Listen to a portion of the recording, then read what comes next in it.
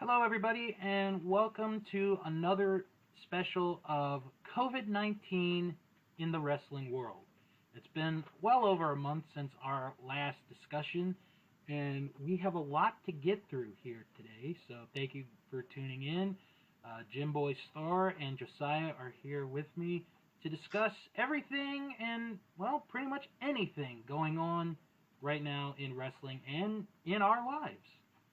Right. And I think one of the reasons that it took so long for me to say, like, oh, let's do another episode is because for a while, it didn't seem like there was too much to talk about. Now there seems to be plenty. And I do want to mention, because you said just now, talk about what's going on in the wrestling world. We are only talking about the wrestling world with COVID. In fact, I know there's a lot of other things going on right now in regards to something about speak up or something like that. Mm-hmm. And we're not going to talk about that because there's no way to actually relate that to COVID, which is what this mini series has been all about. So just keep that in mind as well. Now, we have a lot to talk about before we actually talk about pro wrestling. And joining us from Canada, our neighbor Josiah will give us his what's going on in Canada, because I'm sure they will continue to hold things or handle things much better than here in the United States. That's probably true. So let's start with the mess that is the United States. A lot of things have happened. There were reopenings all over the place ahead of schedule. Because Bill, if I'm not mistaken, the first of the reopenings was supposed to start the 1st of June. Mm-hmm. However, not a huge amount, but a good amount of them started in, I would say, the second or third week of May. Yeah, and, after following Florida and Texas and Arizona, which I think are the three main ones that really were the first to open, a lot of the other states started to open up around that time that you had mentioned, Jim. And, everyone was at phase one, and depending on where you live now, a lot of you might be at phase two. I know I am from where I live. Some might still be on phase one. As we record this, just so everyone knows, it is June 20th at 7:39 p.m. I work in the city, in New York City, and I have gone back to work, so that should be an interesting story later on. But I live in New Jersey. New York will be experiencing phase two on Monday, which I'm terrified about. New Jersey, though, I believe might even be on phase three. Wow. So it's weird for me because I have to kind of keep track of both of them. But yeah, the reopenings happen, and now recently there's also been a surge, particularly in Florida, who I would argue, well, maybe Georgia. I don't remember exactly. Florida, I believe, was the first one to declare, we're going to start reopening. Yeah, and they've not been handling any of this well in terms of at least international coverage. Florida is kind of looked at like you morons from outside. Yeah. From the inside too, I think. That's probably true too. That's probably true too. And I know that's where most of the sports will be gathering and all that kind of stuff. But the sports league seems to be more responsible about this stuff than the state itself, because they're the ones who are instituting testing and all this kind of stuff. Yeah. The UFC of all places is leading the way by testing all their fighters, and it's ridiculous the amount of testing they're doing. Mm-hmm. Right. Which is good. They're testing before. I think fighters have to be there a certain time before a fight to get tested. They get tested throughout the week. I think it's they're testing pretty much every day. Yeah. Which is going to be interesting when we talk about how pro wrestling's been handling things later on in the show. Yes. Now I want to mention, because you had mentioned UFC, boxing had slowly started to come back up. Bill, do people really care about boxing these days? Well, there is something I want to I add. don't think there is. Well, there's something I want to add because Okay. ESPN, they had this week 2 nights of, well, actually 3 if you count today. The main event from the Thursday fight had to be canceled because one of the boxers' managers tested positive. So, that threw a wrench into their card. And with boxing, they have these matches set in advance. And if they have to cancel, it makes the card shorter and you can't get a match together in a quick pace. So I just wanted to mention that. No, I mean, I actually did not know that. And let's look at this on all sides. Also, as of tonight, the Belmont happened. Bill, why don't you tell people real quick the difference between, because I wouldn't freaking know. I don't care about sports. The difference between this year and every other year of the Belmont. Basically, and tell people what the Belmont is. Josiah, as a Canadian, do you even know what the Belmont is? I have a suspicion based on an earlier message you sent me, but I honestly don't know. All right. So wait, I did mention the Bell because I was like, I don't know if Bill's going to be able to pull himself away from the Belmont. Okay, so it's a horse race. And that's what I thought. Usually, here in the U.S., it is the last race of the Triple Crown for 3-year-olds.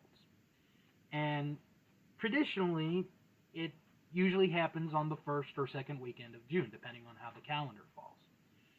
So, because the other 2 big races that happened, the Kentucky Derby and the Preakness, were postponed until September and October, respectively, the Belmont happened to be the first race of the Triple Crown. And what made this race, besides that, different is the distance of the race. Without going into math, because I'm good at math sometimes, but sometimes I suck at it as well, so... Are you going to do Steiner math? No, I'm not going to do Steiner math. I failed at Steiner math. That's the best kind of math. I failed at Steiner math. Traditionally, the race is 1.5 miles long. Today's race was 1.1 miles. So they made, basically the big difference is when you're racing, sometimes you'll have to make 2 turns. Today, they just made 1 big turn towards the home stretch. That's a big difference. And the racing committee didn't think that these horses didn't have enough time to prepare for, that long of a distance, 1.1 miles. So they're like, okay, or 1.5 miles, pardon me. So they decided, we'll make it shorter, we'll make it 1.1 miles. And the only people that were really there were staff, a couple trainers, media, and that was really it. Now, let me ask you this. Do you feel, and I don't even know if there's a way that you would know this, to be honest with you, but I'll give it a try. Okay. Because of the different format, and really, I guess, you would say there was a lack of fanfare, right? Or no? When it's usually the Triple Crown, there is interest. Absolutely, I agree, because I've heard of this before, even being a non-sports person. Right.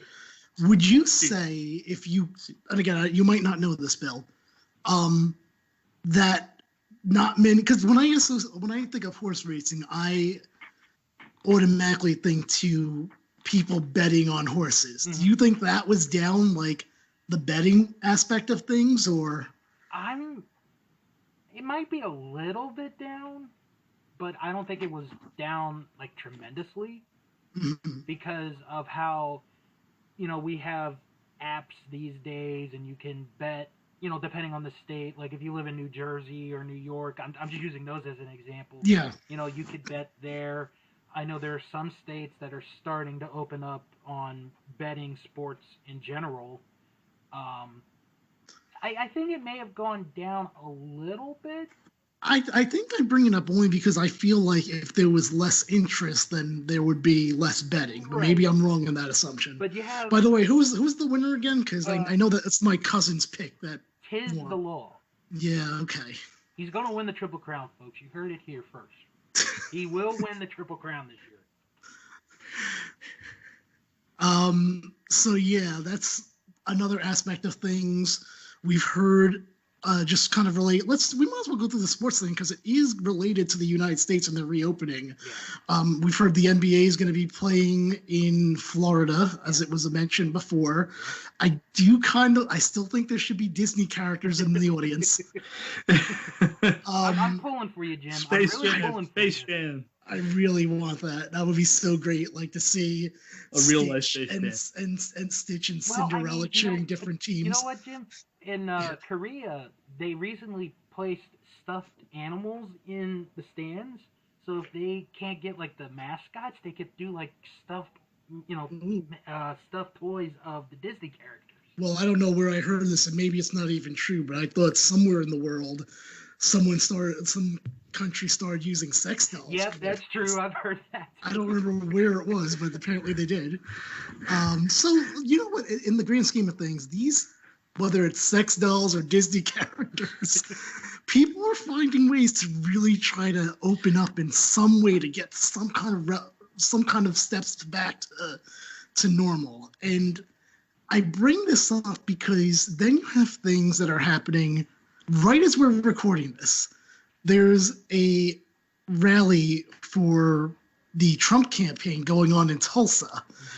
It's been advised against.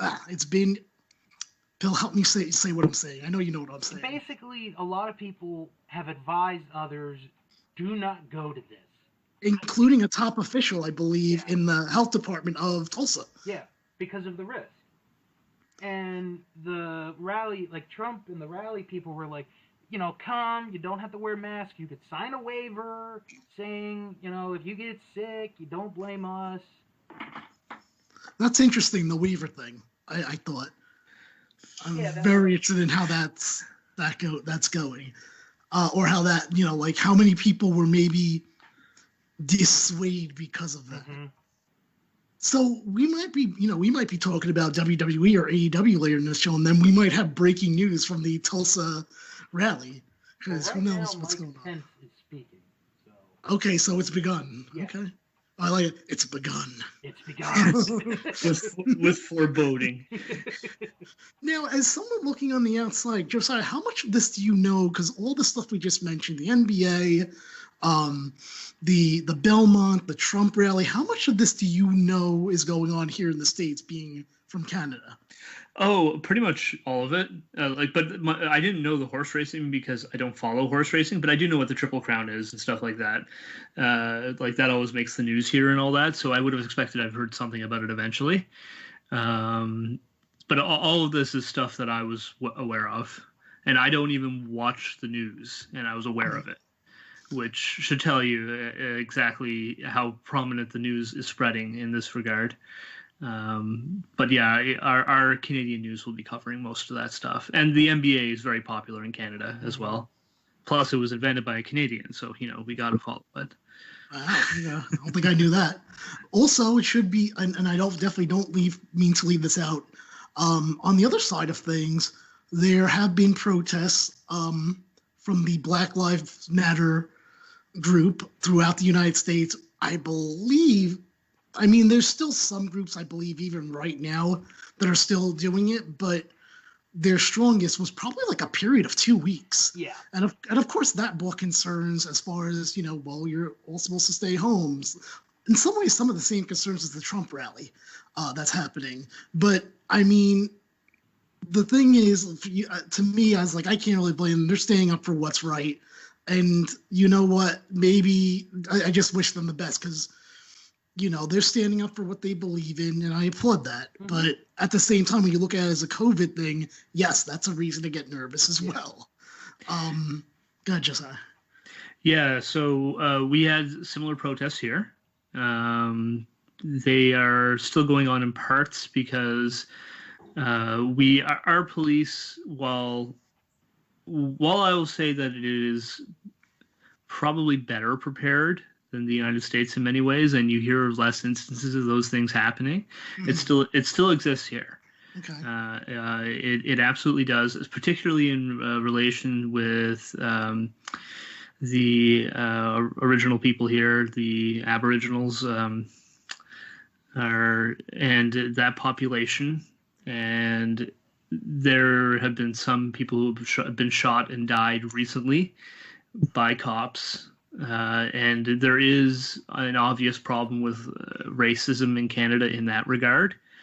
And it's being addressed in Parliament right now. It's a very hot button issue in Parliament right now, as one of the MPs, the leader of the NDP, was kicked out of the House for calling the leader of the Bloc Québécois a racist. And I'm going to be honest with you, the leader of the Bloc Québécois is a racist. So it was not received well. And it hasn't helped that the leader of the NDP, Jagmeet Singh, he's Punjabi. So, that alone would tell you right there that there's going to be a clash between the two. Exactly. And let's just say it's getting heated in Canada, and the leader of the NDP has a lot of support. We'll put it that way. And he wanted to put forth a bill that restructures the RCMP, that's our police force, which is a national police force. We do have local police forces as well, but the RCMP is does most of the policing in Canada, even in cities. So let me ask you this: with all these, you mentioned there are protests going on in Canada as well. Is the concern there about the COVID? Is that brought up by people around you or anyone that's in the country on the news that you watch? Or a lot of the protesting was done with social distancing respected here. So I would say it hasn't been a major concern here in that regard, mainly because the numbers that we're seeing in Canada, which we'll touch on once we go back to COVID in Canada, but the numbers are going down. Our curve is flattening. It's not perfect, but we're doing probably better than most places. That's how I'll put it. Because I was going to say, if you said the United States, I'm like, well, who's not doing worse? Who is doing worse than us at this point? I was trying to place us accurately in terms of the world, and I'm like, we're not as good as some other countries, but we are doing better than most, I would say. Brazil's getting up there. They're right behind us. Although I would say this, I think what's relevant in that Canada's doing good as opposed to Brazil and, any other country is, except for maybe one other one, is that you're our neighbor. So instinctively for me, I would be like, I'm surprised Canada's, not that it would be bad, but I'm surprised it might not be a bit higher because of how bad we are. It comes down to a difference in culture. Right. Really? Probably leadership too. I think that is a huge part of it. Yes. Sure. We certainly have quality leadership in that regard here. And it has made a significant difference. So going back to what we were talking about before, like I said, we'll probably check in with Tulsa, I guess. I know Bill had mentioned that Pence is speaking right now. But like I said, there's a lot of things going on in our personal lives too. I started going back to work last week. And again, I live in New Jersey, work in New York. I've said on this show that I am probably in the biggest hotspot up until recently. Now I believe it's Florida, of the country. So how are things up here? Well, let me just tell you. So there aren't many people going in because even when you're told to go in, I think the idea here is if you can work from home, then you should. I can work from home. The owner refuses to do it. So I'm in. I take the bus. There's a sign on there. It says bus 50% capacity, which right now is fine. It's one of the reasons why I am worried about Monday and subsequently other phase reopenings, because when we are at a regular amount, 50% could mean that I'm waiting for 3 or 4 buses before I can get on one if you're doing 50% only. And then I go on a train. I take a bus to the train. The train is fine. I'm actually less worried about the train than I am the bus, although there is still that concern. But I also think people will just push through, myself included, meaning I'm not looking at that train and being like, is there 50% there? I'm pushing through because otherwise I'm going to be late. Because that's what I do all the time. You shove yourselves in there. That's how that works. And I don't think, unlike the bus, I don't think there's a way for them to enforce that. Because the bus, the driver is basically like, nope, no one else can come on. A PATH train, which is what I take, all doors open at all the time, all at the same time. They all close at the same time. And there's no one you can't. There's so many cars. You can't count within seconds how many people are going on and then stop those people. It's not possible. So, more worried about the bus. The city itself, very, very weird. Not that many people. A lot of places boarded up that I was not used to seeing boarded up. Certain businesses that I knew going into work are now gone or leasing. They're done. It's really something to actually do that commute and remember what it was like in March. Totally different. And also for some reason, after like 3 days, the homeless were out in great spurts out of nowhere. I was like, I guess they're not scared at all at this point. I mean, these guys are like, I don't say homeless because some of them I think are just like drug dealers and other. I think my coworker says he calls them riffraffs. I'm like, you know what? That's a good name for it. Yeah. They sleep on the street. But what's weird was for like the first 2 days, there were still none of them at all. Then all of a sudden they started popping up this week. So I thought that was interesting. That's my experience. Bill, let's see what's going on in Maryland. What's been going on there? Well, here in Maryland, some places have started to open up. Some restaurants, you can have like outdoor seating, and some you can have indoor, but not full capacity, obviously. Have you guys tried to go to an indoor facility and saw like how much of a weight it truly is now that it is 50% capacity? No, I have not. Do you know anyone that did? Like, do you know if it's like a long wait or? I don't think it's been a long wait from what I've heard. Mm-hmm. I was able actually to go back to work for a little bit on Monday. I work at a school, and the way that they did it, or at least my school did, they came up with a schedule for 3 days, and mine happened to be this past Monday. Mm-hmm. Each person, if they came, you didn't have to come, but if you did come, you had 2 hours in the building to clean up whatever in your classroom. Mm-hmm. So by the time that I got there, the other aide in the classroom, he had done most of the work when he was there. So there was still some stuff there for me to do. I was there for a little over an hour before I left. And it was very, very weird not being there, being there with very little people in the building. It just was very, it was an odd experience.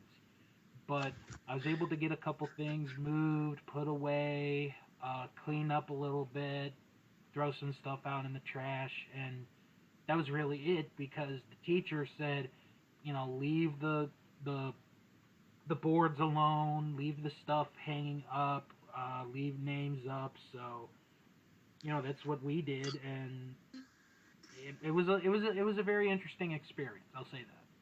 Right. By the way, it should be noted for mine, what I did forget to say was, and I'm curious, Bill, if you had to do the same thing. In order for me to even go into the building where I work, I was required to get tested for COVID again and an antibody. No, I was not actually. which I was like, well, okay, well, I know that I had it, so obviously the antibody's going to be there, which it confirmed it was, and then I was negative, so I was like, all right, it's like all the COVID's gone. I was like, it took long enough. It took friggin' long enough for me, but good news. No, it is good news, trust me. But now I'm just like, all right, it's a matter of time of when am I going to catch it again? Now that I'm doing this commute, Right. I kind of already. I'm more scared though, to be honest with you, about the fall. That's what I'm scared about. I'm not as concerned about right now in the summer. It's the second wave. The fall, I think, is going to be Yeah. Okay, cool. Good to know. We switch over now to Canada. Why don't you tell us how your government's handling things, how you yourself are handling things, Josiah? So I'll start with federally. We have just over 100,000 cases in Canada, and Quebec is by far the worst with 54,000, which will tie into a little bit about locally here in a little bit. I'm not in Quebec, but I'm on the border. I'm not on the border. Our province is on the border. I'm far, far from the Quebec border. I'm like a 5-hour drive away from it. But overall, I think we've been handling it fairly well. There's been some missteps. I do think we're probably still opening things a little bit too early. But opening is really down to the provinces themselves, because each province is different right now. Like Quebec is a nightmare right now, Right. whereas that's Canada's hotspot, and Ontario is pretty bad too. But outside of that, the rest of Canada is pretty much fine. Like Ontario and Quebec, 54,674 in Quebec, 33,301 in Ontario. And they have 7,673 in Alberta. I actually would have expected more in British Columbia, but they have more in Alberta than British Columbia. And so that's really where the majority of the cases come from, is those three provinces. The other ones, the next highest one to that was 2,790 in British Columbia, and then 1,061 in Nova Scotia, and the rest are all under 1,000. So basically half the country is under 1,000 cases in each province. Okay. So we're seeing the curve flatten. We're seeing provinces now with no active cases, which is fantastic. Our province has a few active cases because a doctor went to Quebec and he picked up his daughter there and then came back and didn't properly self-quarantine for 14 days after. And he spread it to several people, including an old people's home. I think that's how New Zealand got there. Someone wasn't quarantined once they got in from wherever they were coming from. What makes this worse is that this guy's a doctor. Yeah. I guess that's true, yeah. And unfortunately, he's also received a lot of death threats and things like that, which is not okay. Especially because they're telling him, you need to go back to your country and all this kind of stuff, because he's not originally from here, and all that stuff is unacceptable. Right. He probably, now that he did it, he probably feels terrible. Yeah. And can I intervene to ask a question? Because just to ask based on what me and Bill were talking about with the United States. We and Bill talked about how there are, the protests, and then you have like the Trump supporters. Are you guys having any? I know you mentioned you had the protest side of thing. I guess I'm not saying Trump supporters, but people that are gathering to want to open up. Oh yeah. You are. Can you give me like an example of what you've seen from that side of things? They're in my city alone, there was a protest to reopen things, and 6 people showed up. Oh. Guys, yours isn't that. Wow, that was really but in other cities we've seen more, and there's lots of stupid things you see online of people saying things like it's all a conspiracy and all that kind of stuff, and I've had to take a very hard stand with some personal friends. Oh, okay. And I still love the guy. Like he's still. I told him, I was like, you're still like a brother to me, but you're an idiot. And it's really, and he took this in stride. Like he thinks I'm just stupid, but at the same time, I don't know how it hasn't descended to any anger or frustration towards each other. It hasn't. Well, that's good. Maybe you know why? Probably because and I've known you for a while now. At this point, I don't feel like you're someone like you'll listen to someone and don't. I mean, you do take it to heart, but not enough where you have that instant anger. Over someone. Like you'll listen. You're like, all right, I get your side. I think you're wrong still, but I guess I see what you're saying as far as like I'm still here listening to you. That's generally what I try to do, and at the end, I still tell the fellow, it's like, I love you, and I'm doing this because I love you, not because it's like you are literally like a brother to me. We grew up together, and so it's like you know that I'm saying this not because I think you're some nutcase. Right. I'm saying this because I'm genuinely concerned for you. Yeah. And that's kind of changes the starting point right there. And so it's not a very hostile conversation to begin with. All we know here in the United States is hostile. Yeah. So, pretty much. I mean, how many times do we see a video? To be fair, it is not all like that here. There have been hostilities. There have been people who've removed me from Facebook after talking about how the virus is real and things like that. And I don't take it personally. Yeah. I'm like, at that point, it's like, you know what? If you don't want to hear the truth, that's not my fault. I mean, Right. I got, and I think I told you about this, Jim. I was going to say, I know where Bill's going with this. Go ahead. I got into an argument with someone on Facebook because I had posted something about cops, and my brother is a cop. And, we were going back and forth, and I even took it to, private message. And she ended up tagging me about saying, why don't you say you're a white, privileged male? And I want to say that, yeah, there are white, white people that are privileged. I will admit that. But I was never one of those. I've never believed that. And she kept egging me on. Fortunately, my brother-in-law happened to see this, and he started, coming on to the offense for me. And, some of my friends knew this girl, and I was like, you know what? This was the last straw for me. I'm done with her. She gets into fights with a lot of us all the time. I was done with her. So, And to put that in perspective, too, there's a distinct difference between saying all white people experience an extent of white privilege because of our skin color, where we don't get certain judgments and those kinds of things, and then to saying you specifically have experienced a really easy life because of it. Right, and she. So those are two different things. And she is white. And she was like she told me about something that happened with the cops, and I was like, hey, I'm sorry about that. I'm sorry you had a bad experience with them. But not all cops are bad people, And, it was like, I told my best friend, other friends found out about this. I was like, you know what? I'm done with her. She can have her opinion. She can have her thoughts about me. But at the end of the day, she doesn't know me. She doesn't know where I've been.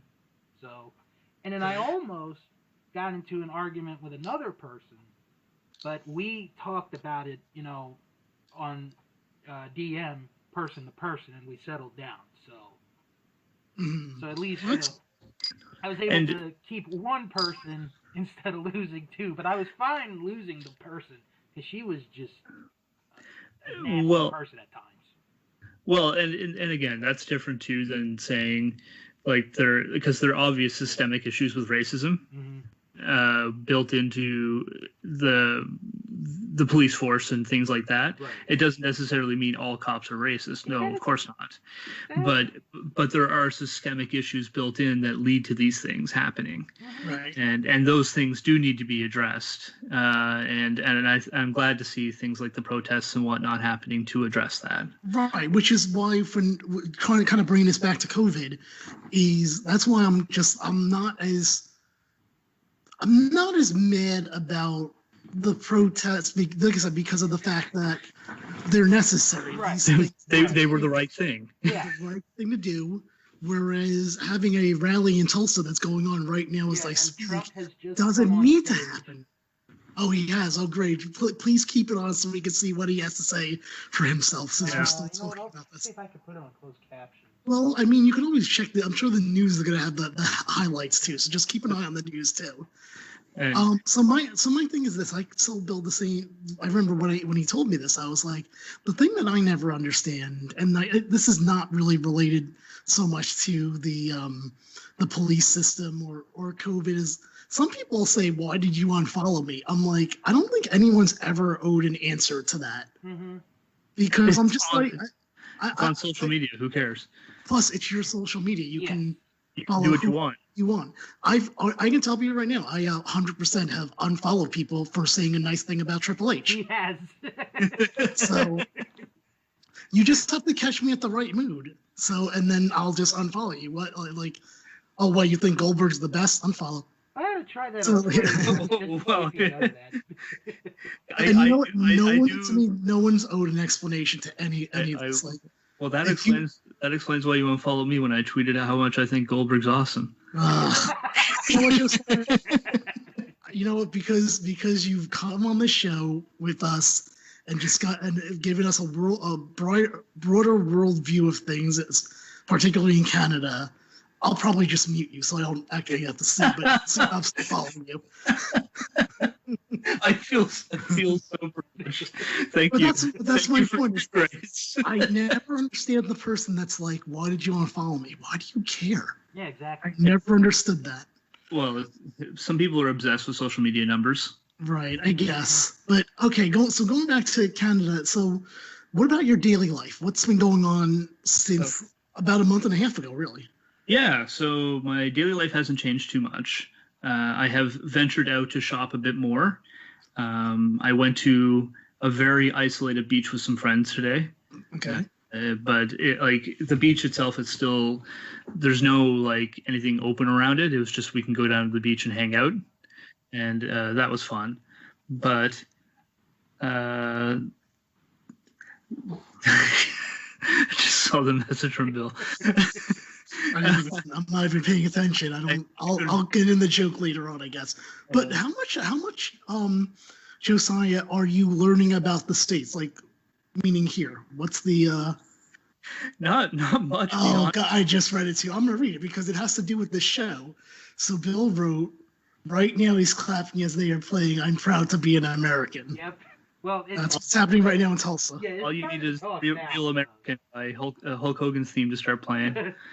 That will be the new national anthem once I. Well, but the thing is, and I know this from now. That's what I call podcasting. Is I think there's so many times in the past that I actually had talked about artists that weren't okay with either side of the campaign using a song of theirs. Mm-hmm. Now, is "I'm Proud to Be an American" by a well-known singer? I think that's a one-hit wonder. Find out who sang "I'm Proud to Be an American." I'm looking at it because now I'm curious. Now I'm curious if, like, in the next day or two, someone will issue a statement. Correct, right? Which in some cases in the past I've called them out for hypocrisy in regards to that, but I don't know yet, depending who it is, if I could say that for the artist of this song. Well, while he looks that up, I will continue with my. Please, sorry, I didn't. Yeah. Well, I did because I mean it's breaking news that people are clapping. And I laughed. So. So yes. So not much has changed too much in my daily life. Like I went out to a store beyond the grocery store. Normally I've been having my groceries delivered.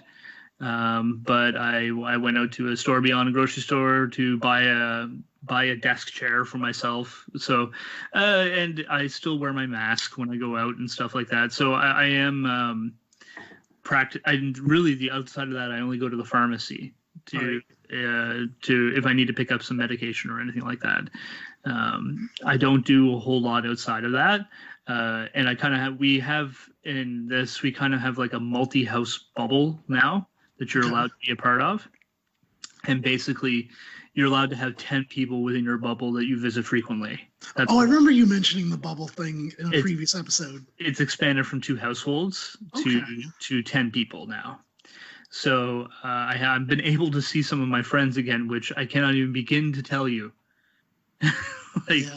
I have missed them. I'm an introvert, but I miss them dearly. Mm-hmm. And it was just really them, and they were happy to see me because their kids think of me as Uncle Josiah. So that's nice. It was very, very sweet, and I got to see them again, and they needed hugs. They missed me, and I missed them. So, tomorrow afternoon I'll be watching one of the Harry Potter films with their oldest kid. So, okay. I've actually never seen the Harry Potter series. They're very good. They're very good. You got to read the books. I've heard they're very long.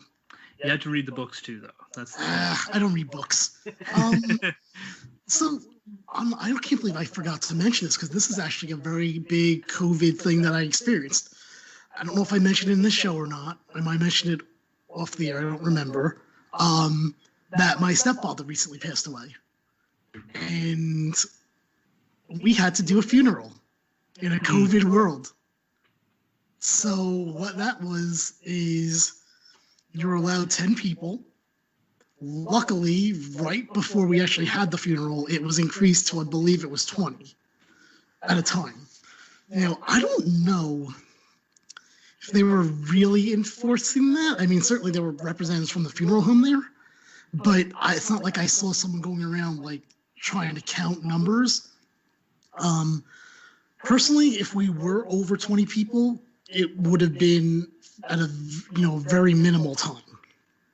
Because people were basically going in and out because, this is another gathering that you don't know where anyone's from. Not anyone, because it's family, but it's like, for me, there are 2 sides to a family for me. I don't know how to explain it without going on a half-hour explanation, but the mother's side is different than the father's side, I guess you would say. But anyway, that was something to experience, a funeral in a COVID world. And I think we only, I know that we only did 1 session, but I believe that might have been the only thing that was offered. And I am surprised they were still able to get a priest there, because I figured this was like one of the things that they weren't going to do in a COVID environment. So that was an experience. Bill, you were checking on Proud to Be an American? Yes. Okay, so the name of the song is called God Bless the USA, but we all know it as Proud to Be an American. So that it is sung by Lee Greenwood, who is a Republican, and it has been used in 2016, in 2018, and 2020. Okay. Was that all by Trump? Pretty well, yeah. And then it was also used as it was played or gained popularity during the launch or following the launch of Operation Desert Storm, and then after the 9/11 attacks. He's 77 years old. Oh my God! Does not look 77, mm-hmm. And he is currently on marriage number 4. You know what? Why wasn't this song? Maybe it was. I don't remember talking about this song. I definitely did a album called "Now That's What I Call the USA." This was not on there, I don't believe, which now I'm very surprised about. Yet I had like 3 songs from a group called 4 Troops, I believe, and it was like the Star Spangled Banner, and I forgot what the other 2 were. Ooh, but it's one of those ones. Yeah. Okay, I got a song that I'm gonna have to listen to when we're done here tonight. That he did. What? Oh, it's all about four troops. No, it's called "I Don't Mind the Thorns If You're the Rose." I'm gonna have to listen to that. I'll write that down.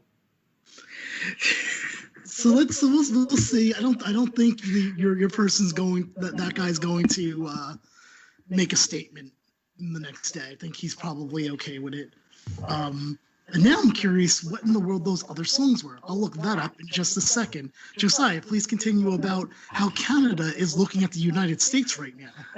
So we're looking at it, and really, to be honest, I think even here, just even though our cases are low, we're probably still rushing things.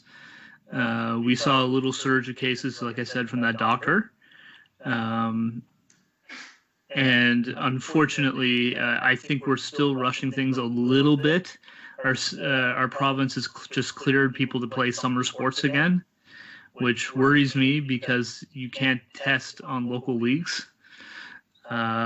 Personally, I think it should only be professional leagues playing at this moment because they're the only ones that have the finances to test for the virus. But especially where we don't have an effective treatment yet or a vaccine. Right. Like we need one of those two before I feel comfortable opening everything up back as normal. Yeah. Because at that point you can start to say, well, at least if we have an effective treatment like a puffer or something like that can reduce mortality, or help you get through it, and it just becomes like a common cold. Right. Then fine. But yeah. Just an update on. Sorry, go ahead. Sorry, last thought on that. But overall, we are handling things quite well, and we are seeing the curve flatten in Canada. I'm sure you're still laughing at the United States. Yes, yes. I think they passed 2 million cases in the United States recently. Probably. Something like that, and it's sad that I don't even have to doubt that number. It's ridiculous. Like it's a clown show.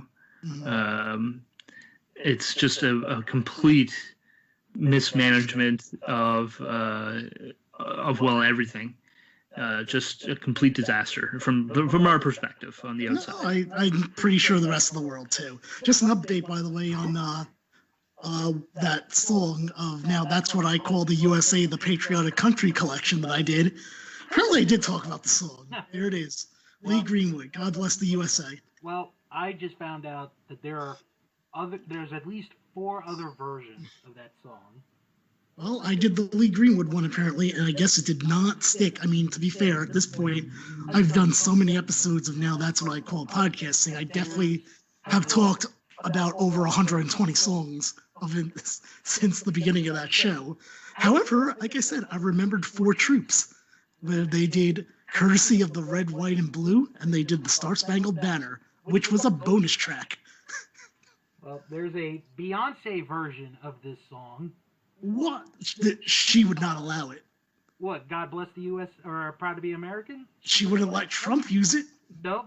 There's a I doubt that. In Beyonce's version, the end of the second verse is sung, and it's time to make a change, as well as changing if I had to start again with just my children and my wife, to family by my side. You know what, Bill? I think that Trump should just use all these songs from Now That's What I Call the USA, the Patriotic Country collection. I agree. You know what I want him to use next for his next rally? I want him to use Shelley Wright, The Bumper of My SUV. That's what I want. The Bumper of My SUV. I don't even remember these songs, to be honest with you. I remember All American Girl from Carrie Underwood because the music video, she was like Chef Carrie and Police Officer Carrie. Like, she changed like all into these different outfits. But these other ones, I'm like, I know I did this album. I 100% did. I don't remember a discussion of any of these. Okay, so let's move on to the next topic here, because I think we're about to get into wrestling now. Yes. I told you it was going to be a long one, guys, of just non-wrestling stuff. Double or Nothing happened from All Elite Wrestling. Should Double or Nothing have happened? That's a good question. Mm-hmm. clearly they had the date, and they had a choice. Like, wrestling's been going on during this whole thing. It's one of the things that's been consistent, which we'll actually talk about more about their testing procedures and all that in a little bit. But I mean, I get why they wanted to do it, because it was their first show, like last year. And oh no, it wasn't. I'm sorry. Was it or wasn't it? I can't remember now. It was AEW's first official show. Yeah. Right. So I get why they'd want to do it that way, but, and don't get me wrong, I love the Stadium Showdown. But That was awesome. going into it, I was just like, I will say this, I do think that it's been since AEW came on, other than the Stadium match, I think it was their weakest card to date. Agree. It's weird. If you didn't know, it was the highest buy rate in AEW history. That is insane. But I'm see, here we go with the COVID aspect of things. 120,000 buys. Was it because no one else had anything else to do? That could be part of it. Yeah. But it's also AEW is really good at converting their audience into buying, which TNA, for example, never could. TNA was getting way more viewers, but they would do 5,000 pay-per-view buys, 10,000 if they're lucky. Their highest buy rate ever was Samoa Joe versus Kurt Angle, the first one at 60,000 buys. And they did, I think it was 55,000 for the rematch, and then years later they did like 45,000 for Joe and Angle in the cage for the title. And it was always Joe and Angle that did it for them, no one else. And that's the closest TNA's ever come to making money. Right. And AEW, for what it's worth, has an audience that is willing to buy the pay-per-views, myself included. I really enjoyed the show. I thought it was a lot of fun. I don't think it was the best show they've ever done, but that Stadium Stampede was so good that it probably overshadows everything and makes me go, that was a really great show. Like I said, and Bill knows this, as great as I thought the Stadium Stampede was, or the Stadium Showdown, whatever they were calling it, on the opposite side, I don't know if I could have been more mad about the Brian Cage situation. I was so angry about that. It's nonsense. But going into, okay, the bigger picture here though is, okay, clearly they did the right thing, or business-wise they did the right thing. Because one of the things that I was wondering about was, I'm very surprised they're still pricing it at $50. That shocked me. Not necessarily because it's like it's not worth $50 or anything like that. I thought that they were going to make it lower because they know that millions upon millions of people right now don't have a job. Yeah. And they probably would hesitate to fork out $50. I hate the comparison of WWE only does $10 because WWE's garbage pay-per-views. And they killed their own pay-per-view market by doing it. Right. One of the things that I actually really appreciated about that pay-per-view was partway through Tony Schiavone just talking to the audience about how they knew this pay-per-view was expensive and how they know a lot of people are suffering right now, and how they were just thankful that for anyone that tuned in, and that they were, for anyone that tuned in, they were there for them, and that we're suffering together, and this virus is real. And anyways, it was all this really, you can tell he was speaking genuinely from the heart. It wasn't just some corporate speak. It was like, you know what, this is hard. This is hard for you. This is hard for us. We're all in this together, and together we're going to provide you with the best entertainment we can to distract you from it. And I thought that was very nice, but I was surprised that they charged the full price for it. I expected it to be at least $10 cheaper. I still bought it. I was very pleased to buy it, but because I'm fortunate enough, I'm in a position where I can, and I'm able to work from home, so it wasn't an issue for me. But I understand for those that it was an issue for, that they couldn't. But I was very surprised that they went full price for U.S. and Canada. It was cheaper overseas in the UK. Okay. It was $19.99 USD in the UK and elsewhere around the world, but Canada and the US the full price. Bill, what do you think? Should Double or Nothing have happened, and price tag and all that stuff? Eventually, I think it should have happened, because when you look back at it, we had gone, we meaning wrestling fans, over a month and a half without a pay-per-view. The last pay-per-view that had happened was WrestleMania. Or actually, let me take that back. Money in the Bank. Yeah, it was Money in the Bank.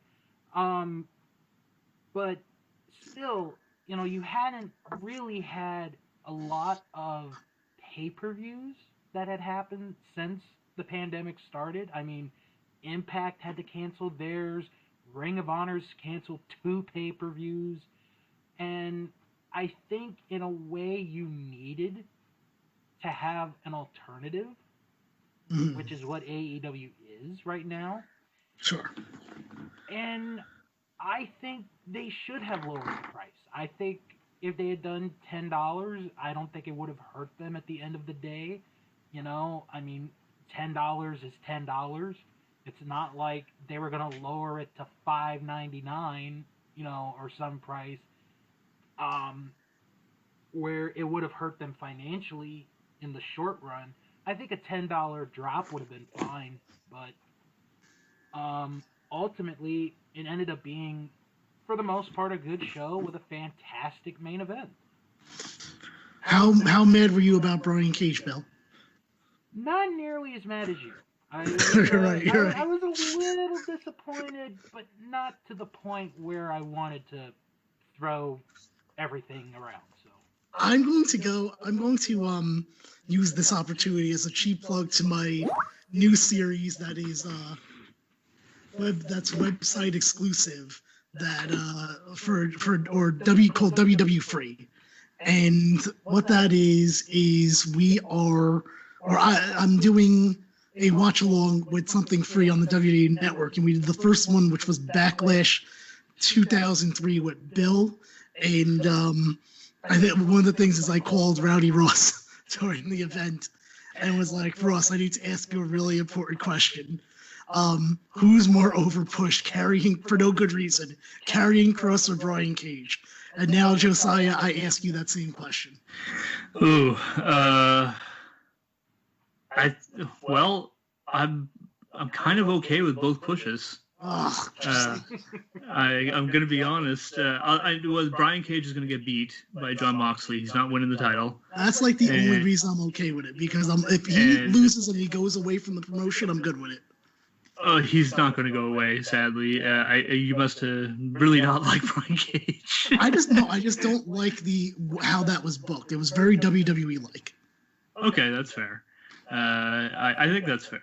But for me, I was just like, okay, well, that's where they're going now, and I'll wait it out and see how it goes. I've liked the promos on Dynamite from Taz with him, and then Taz's promo last Wednesday saying, "Your gimmick is that you're miserable. That was my gimmick," and I started laughing. Taz is the star of the show in that regard. Man, how are people just not previously? How are they not letting Taz cut promos in TNA or anywhere else? Yeah. This guy's a promo guy. He's always been a great promo guy. Just let him talk. And he's proven it. I think as a mouthpiece for Brian Cage, he's a great addition. Something tells that the original idea was Jeff Cobb instead of him. Maybe. But because human suplex machine kind of thing. yeah. But they couldn't get Cobb or couldn't nail him down to a contract, and so they went with Brian Cage. But regardless, I'm gonna let her play out. And in terms of Karrion Kross, I haven't watched NXT. I haven't watched any WWE. I'm at the point where after they released all that talent, it was just I was done. I was like, nope, not worth my money, not worth my time and effort. If I'm paying them that much money and they're making the highest profit they ever have, and they can't afford to keep their talent during a pandemic, right? And then you have that stupid storyline with Drake Maverick. My God. Yeah. And he was legitimately fired. And then the payoff is that Triple H is the best. All right, well, we gotta move on. WWE plexiglass, and they add fans. That disaster. So the reason I'm trying to rush it a little bit here is Josiah has announced that he's now on a clock. Yes. Just so everyone knows. So WWE adds plexiglass, which I don't like because it makes it feel, to me at least, that they're in prison. Like, I don't know why, it just makes it feel like that. What do you guys think about the plexiglass edition? I believe I mentioned this before on a podcast that hasn't aired yet for you guys. Okay. But it reminds me of a hockey arena, so it doesn't bother me. Okay. Yeah, sort of the same here, and then the fans are just people from NXT, so at least they're on TV, but they're probably not getting paid. So. Well, I would hope they get paid. Oh my gosh. If they're not, that's sad. Well, let's get into the other factor of this. Apparently, they had added fans, and what I mean by that, like you mentioned, they have the talent as part of the show. And I can tell you right now, I've been watching. By the way, I'm back on the SmackDown train, guys. I watched this past week's SmackDown. So that makes poor soul. I've watched every SmackDown since this pandemic started, except for 2.5. The one was the nonsense Triple H episode. I was like, I refuse to support Hunter and his ego.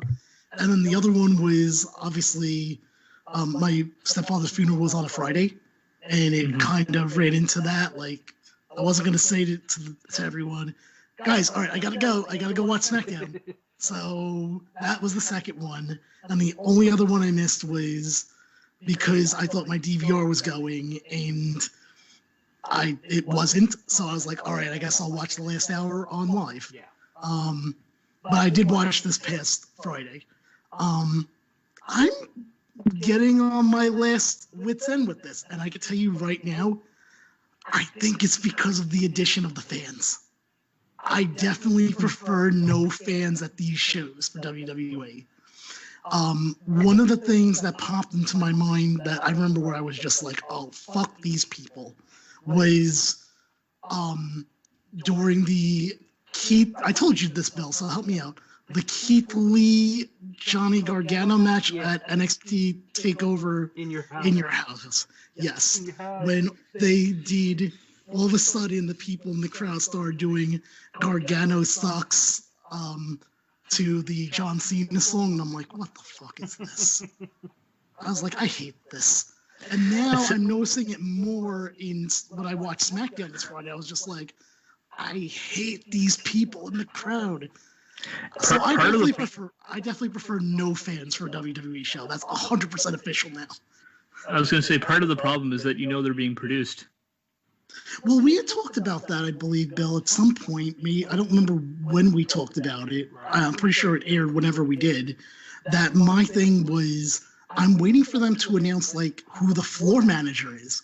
Like, someone that tells everyone out there, here's what you say when. And I personally, I don't really know, but it's probably just Vince himself going out there, this is how I want you to react, pal. No, that sounds like an agent thing. I think they would give people a paper and be like, all right, here's what you're going to go over with all the people outside. It might be. Yeah, maybe. That I could say. Yeah.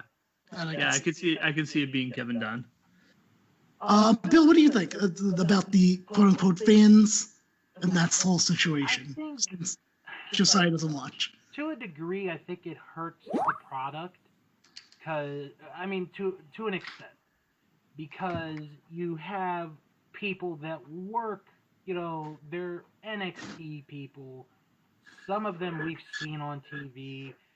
And it's basically they're being forced to cheer when it's not a natural reaction. And I think a perfect example of that, and we don't have it, on our run sheet, but I just want to mention it anyway. Sure. The Edge-Randy Orton match. If you watch that match, yeah, they did pipe in crowd chants, but they also had their fans there, and it took a bit away from the match for me. I agree. It was still a good match, but it took something away from it. It was so long It though. was a 40. It's Okay, good. this is what I said when I did my podcast this week. If you took the times of the second and third longest match from that show, you still had 15 minutes left of Cena and or Edge and Orton. Bill, is there something in Edge's contract that's like I can't fight for less than 30 minutes in all my matches? At least this one, from what I understand, was better than the WrestleMania match. Oh God! So, I guess. Oh my God! Yes. like worlds better. Yes. No, I don't know if I'd say worlds. I guess the problem with me is I'm like, I like Orton, I like Edge, but there's no stakes, so I kind of don't care. Yeah. Well, that's pretty much every WWE match at this point. That's true. I mean, I care about Otis still. Surprisingly so. But yeah, like, so, okay, I know that you, Josiah, don't really watch, but what were your thoughts when you had heard that they were doing the plexiglass stuff? I thought that was fine, but then my immediate thought, and that really comes later, and we'll have to touch on it later, but it comes down to, well, what are they doing to test? Right. And really, because I see that on our format there. Right. Yeah, if you're still we'll here. get to that later. If you're still here. I hope so. I will see. Yeah, I might just randomly, disappear like magic. But it's third time this week, I know. Let's see. But yeah, I mean, AEW has had wrestlers in the crowd, but what they have told is the heels to go to the heel side and cheer the heels, Which is great. and the baby faces to go to the babyface side and cheer the baby faces. And then they just say, go be a fan. Yeah. And they did. Right. And No, it's miles great. better. Miles better. Like, and it sounds genuine reaction. Like, do you think some of those guys out there who wrestle, who are fans of wrestling, who grew up fans of wrestling, aren't thrilled to be paid to go out there, sit there in the audience, and just cheer? Mhm. At the very least, to me, the way the AEW has it, at least I'm kind of like, okay, an MJF character would act like that, or Everyone's a consistent. Dustin Rhodes would act like that in that situation. It's Billy, not like Billy Gunn with his kids would do that. Yeah. right, and it's not like for example, with again going back to WWE here, is I think it was either this Wednesday or last Wednesday, I don't remember, is like Adam Cole, it looks like Karrion Kross is gonna get a fucking title shot, and then all of a sudden everyone was like, what was it, Fall and Pray, is that Karrion Kross's thing? Yeah. And I'm like, God, that just sounds like so like 3, 2, 1, go, fall and pray, fall and Yeah. I'm like, I'll tell you right now, Bill, haven't told you this, but I'm going to make a statement right now. I think if Karrion Kross wins the NXT title, I'm done. I think I'm done with NXT. Well, if that happens. you don't have to worry about that for now, because they announced for next week there's going to be a triple threat for the North American title, and then whoever wins that match is going to face Adam Cole on the 8th of July in a basically For both titles. for title match. So it's a unification, because that's actually a step in the right direction to me. Not quite a unification. It's winner. Why wouldn't it be? They'll hold both belts at the same time. It'd be very similar to Naito. No, I want unification. WWE needs less titles. Okay, during all of this, Impact continues to run. Yes. And I think we said this on the last episode. Are we surprised or not? I'm kind of asking the same question again. Are we surprised or not? Anytime someone mentions Impact, I'm just surprised they're still alive. I'm sort of surprised because their world champion right now is in Mexico with her Right. fiance, and the last reports that I read is she was supposed to film promos for their upcoming pay-per-view, and she did not do one single promo. So right now, they're on opposite ends. Do you think that this is going to be a situation where she doesn't even show up and she never actually loses the belt? Because I can actually see that. I think Sounds like it. I think they're going to strip her of the title. God, that's... I really do. After all that build. Yep. Yeah. Good job, Tessa. You really set things back for women in this case. TNA is going to TNA. I mean, I feel like this is more of a... Yeah, this is more of a Tessa fault. Yeah, this one's not Impact's fault, actually. Yeah. No, but it's something that would happen to them. Exactly. That is so... I like Tessa less now because of all this now. I mean, like, if I didn't know any of this about, like, that she was supposed to film promos and she apparently didn't. Like, come on. I mean, if anyone, Impact is the one that is pushing women far beyond what any other promotion's doing. And this is what happens? And they've actually got a good storyline going right now with Deonna Purrazzo, who was let go from NXT, and she's going to challenge Jordynne Grace for the women's or the Knockouts title, and that looks like a hell of a match. I agree. That one's going to be good. That actually, I didn't even know that match was happening. That will be a very good match. Yeah. They're both very good. Mm-hmm. Well, like I said, I continually say Impact has the best women's roster. I continually say that almost every time that I have to. Oh God, Tessa's such a disappointment. I'm so disappointed in that whole. And I don't know if I'm actually more mad about. I think I'm more mad that she is going to get out of this without even losing the title cleanly. Like, she's not even going to do the right thing to do that. But I am a little surprised they are running. I figured they'd do a set of tapings, and then they would go back to, like, I don't know, studio stuff. Like, not studio stuff, but, like, you know, video packages and stuff like that. So. Kind of like a classic NWA style show. That's like an NWA style hype show. I don't know if I'd say that, but it's not just like, I'm thinking like clip shows. Promote your app. Right. Yeah. That's what they've been doing with Major League Wrestling as of late. They've been doing like an anthology series, and they've gone through like their archives, and they've picked like a particular person or team or group for like that week, and they show like highlights of like their best matches. Mm-hmm. And if you remember, WWE also did it at the beginning of the pandemic too. Mm-hmm. They threw in like an older match. I was like, oh great, I'm so glad I could see Triple H versus Roman Reigns tonight. Donald Trump is drinking water. Oh, is that? Yeah, what's going on with Tulsa? He's getting cheered for drinking water. Cool. All right. Is he drinking with one hand or two? Is he drinking with? Wait, what? He was drinking water, and then he just threw the cup. Why? I don't. He threw the cup on people? I don't think he did. I don't know. Here's the important question, though. Was he drinking the water with one hand or two hands? One hand. Okay. It's what inquiring minds want to know.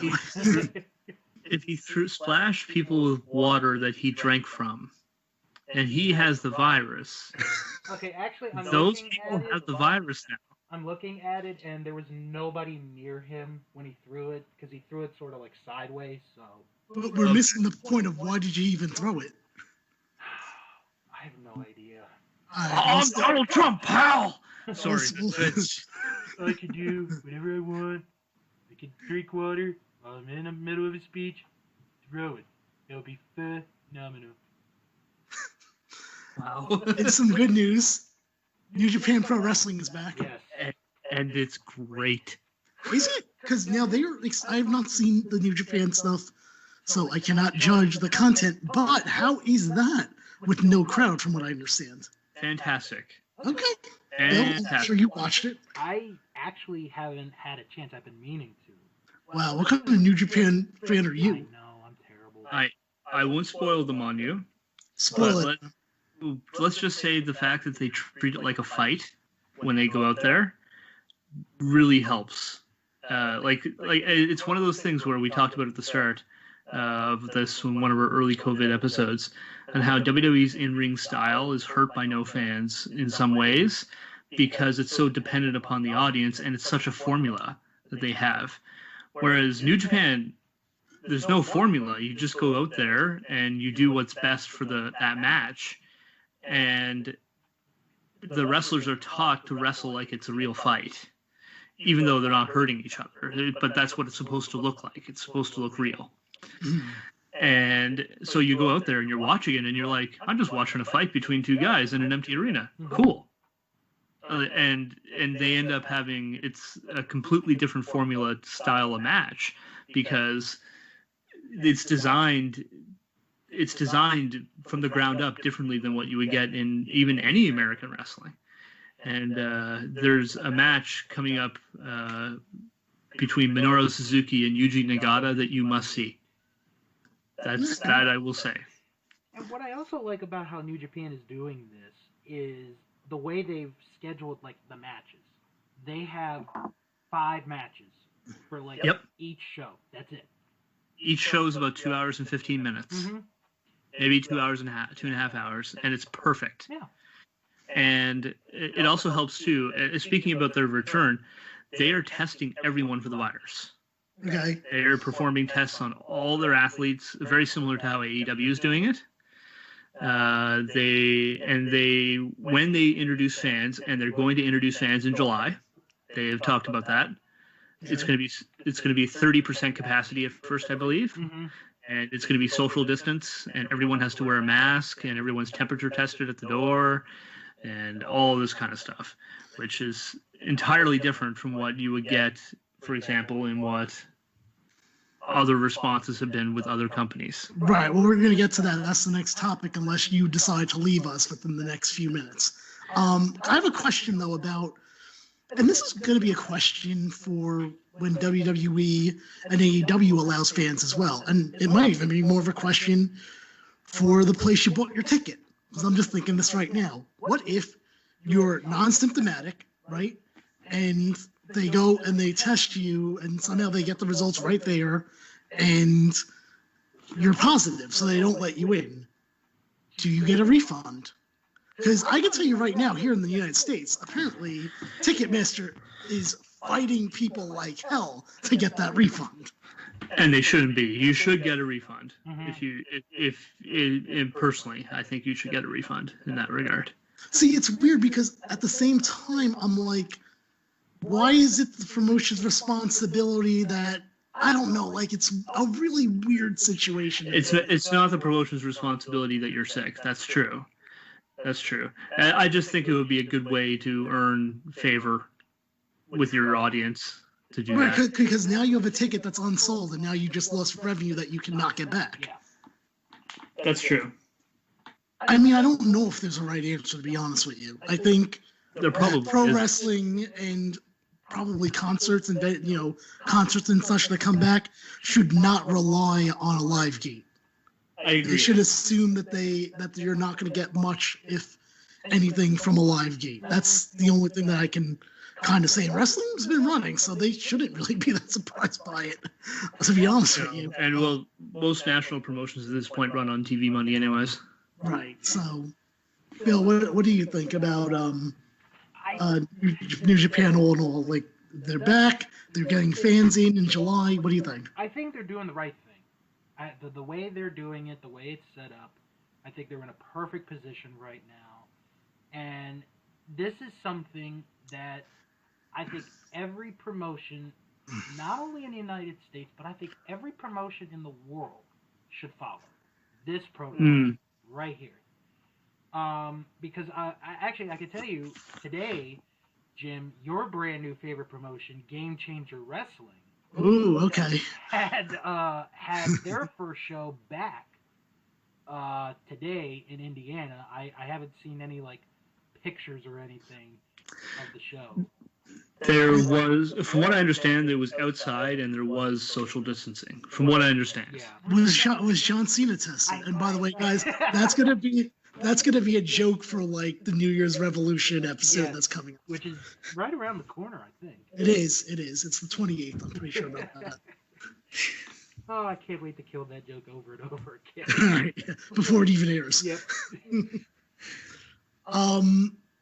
Okay, so we transition now. Josiah and Bill seem to believe that New Japan Pro Wrestling is doing the testing right. but apparently WWE's doing the testing wrong, or actually not even doing it. Josiah, you have been on the line clawing for this opportunity, so go ahead. I have. So this is then all of a sudden we hear a hang up because he's done. No. So this has been one that I've been watching closely, and I even asked Brian Alvarez about on Wrestling Observer Live, and it was like, when are they going to start testing? Because they're not. They weren't, anyways. They did do a test recently, but we'll get to that. They were just doing temperature checks in the door and asking if people felt sick or not. That's all they were doing. Now, of course, this comes to light because they had a positive case recently. Oh, this has been known for a while.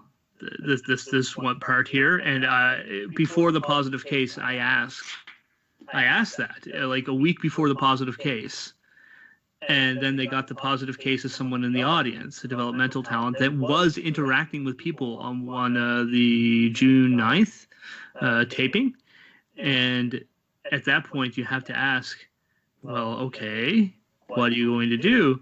And they canceled their tapings for one day, and they tested everybody for the virus. All right. Now, the main question going forward is, do they go back to temperature checks after this and just say, hey, we tested everyone? That's a good point. Or do they keep testing them for the virus? Because that's the right thing to do. But I get the impression that Vince McMahon, again, I think we talked about this before, does not believe this is a big deal. Right. And him and Kevin Dunn both, and they there's conflicting reports of this, so I will openly admit that. But some of the added fans that they've added, which were relatives of like close family of the NXT talent that were in the crowd, were allowed into the show. And Kevin Dunn said, "You're not a fan if you wear a mask." Yeah, I've heard that too. Yeah. And he did say that. He that is confirmed that he did say that.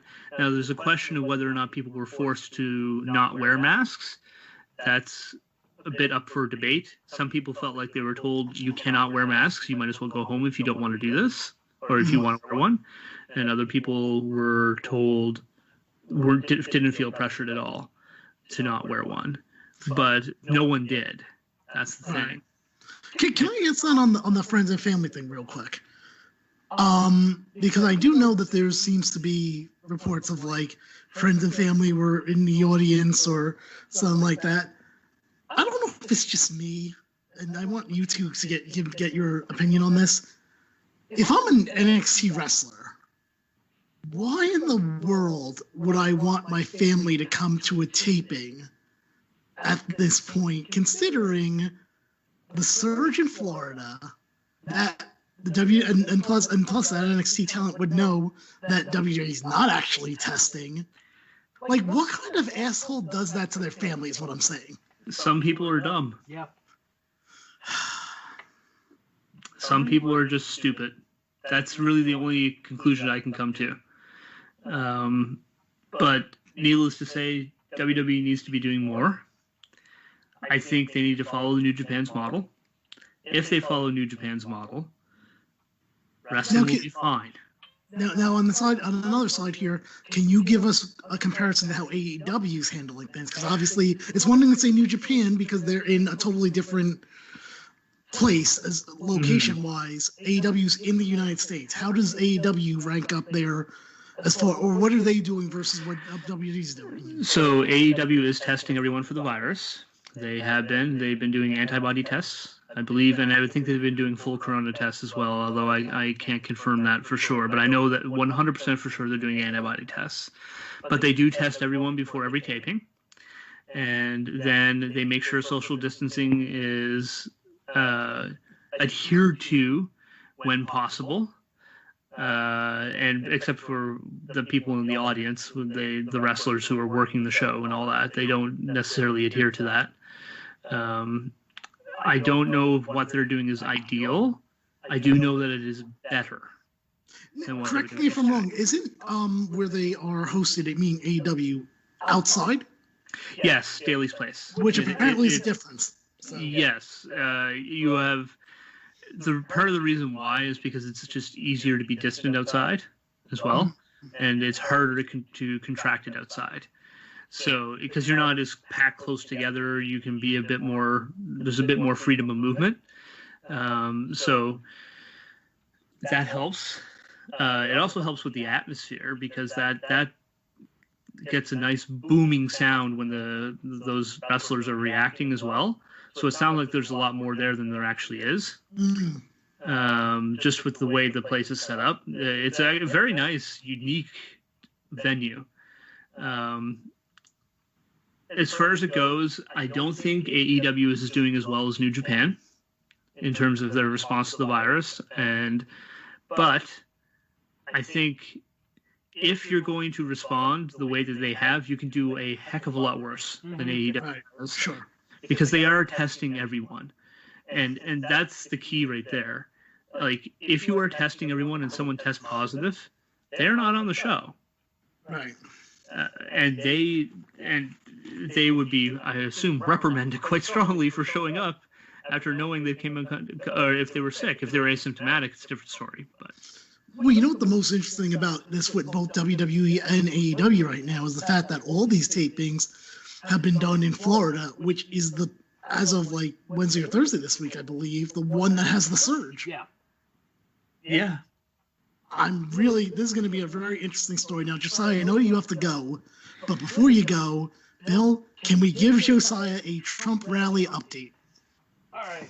So right now, Donald Trump has talked about how Joe Biden is being a puppet for the radical left. And then he started to talk about the Air Force One and how he was using like his charter plane. Who, Biden was or him? Yeah. You're talking about, okay. Yeah, Trump.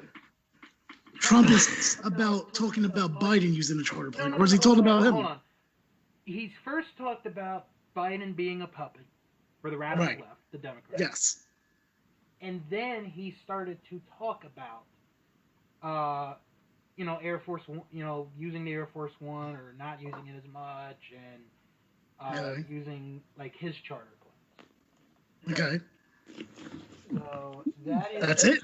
That is where we are at right now. Oh, come on, I figured this would have more newsworthiness to it. I mean, look, I like the idea of that he drank the water and then he threw it apparently, but I want more. Oh, he just cursed. He called someone or like a dumb son of a. I don't know if he like was asked like, "Are you a dumb son of a bitch?" or. What? Wait, like 1 second. Sounds like a dumpster fire. It sounds like a total dumpster fire. It's got Bill, just as I said that it wasn't newsworthy, you made it newsworthy. I mean, he's been going for an hour now. I know, that's why I'm surprised. It's not more interesting things that's happening. So. Alright, so he's still talking so he's been talking for an hour at this point? Yeah. Okay. Now, that's just him, or is that Pence and Trump? Just him. Oh, wow, okay. Wow. It's a lot. I mean, we've been talking for an hour, but we're 3 people. Yeah, there's a big difference. Right. All right, Josiah, you want to give some plugs before you go, since you're going to leave us for whatever the fuck you're doing? Sure. So you can follow me on social media at WR_Central, and follow me there for all the stuff that you can find that I write. I also write for WrestlingObserver.com, F4WOnline.com, and DailyDDT.com. So F4W Online, Wrestling Observer, the same website. All right, thanks, Josiah. You have a great night. Yes, thank you. You guys as well. Bill, I'm upset that Josiah had to leave us. I know. What is he doing? Trump or Josiah? You know what? I was going to say Josiah, but what he was doing. Kind of both, actually. Trump is now talking about by 2032. What? And he's talking about some girl named Angela. Okay. Very nice. Oh, by the way, Josiah wrote, "I'm sorry that I'm upset." If he was really sorry, he would have stayed an extra 15 minutes. I don't know if he's laughing. Wait, is he still on this line? No. Okay, because he just wrote "ha ha ha," and that made me think that he just heard what I said. Anyway, who knows what the hell he's doing? All right. So back to Trump. Okay, now let's see. Now he's mentioning Germany and Russia. Germany's paying Russia millions of dollars for energy. Bill, can I ask you this? How does he have so much content for an hour? Look, like, here's his things that he probably would, as I'm just thinking of Trump, because, look, we can go on the list of things that he should be talking about. He should be talking about COVID. He should be talking about Black Lives Matter. He should be talking police reform. That's what he should be talking about. But the stuff that I know he's probably talking about is that he wants to get reelected. He is going to badmouth Biden. How does he hold that for an hour? Well, he hasn't talked about Biden the entire time. Right. Like, if I had to time how long he referenced him, I would say at least 10 minutes. Okay, so where's the other 15 minutes going to for his speech? I talked about. I thought I saw that he talked about the statues being pulled down of different people. Okay, that makes sense then. Oh yeah, he's probably going to talk about the rioters and the looters. Yeah, and he said that he's not going to bomb people in our country. He just said that. Okay, I'm glad that that's off the table. Was an option for him. Right, I didn't know that was on the table, Bill. To be fair, Bill, what's wrestling its next step at this point? Well, I think the first thing that I should do is send you a picture. Okay, cool. This is actually part of what is next. Last night, or Friday night, depending on when you guys are listening to this, IWA Mid-South had their first show back in a while. Okay. And they had a crowd that was not pandemic safe. I'm looking at it now. Okay. They had people really close to each other. Looks like a lot of them are not wearing masks. I don't know if I see any of them wearing masks, to be honest with you. I'm trying to do a zoom in. Yeah. So yeah, that is a bad look on them. Now, where can I ask this? Where was this event? It was in Indiana. I want to say it was like Indianapolis or something. Okay. And also, another thing to note about this event is it's a very enclosed space. This is definitely not a high school gym. This is, well, maybe it is actually. See, because I think they listed the venue on their Facebook page. And I am still looking through here to see if I can see anyone. I wish I could zoom in, but for some reason Zoom's not working. To see anyone that's wearing a mask on this particular. Oh wait, maybe if I save it, I'll put save as. That's right. This is some great podcast talk right here. Us saving and friggin'. It was in Indianapolis. It was at the Southside Turners in German Park. I have no idea what that is or where that is. So. Right. I'm trying to open up the photos now. Now, how long did people know about? Was this like we're having a show this Saturday or whatever? Yeah, this looks like this. Like was it a last minute thing? Is what I'm asking. No. Okay. No, this was advertised. Okay. Has IWA Mid-South commented on this at all? Let me see.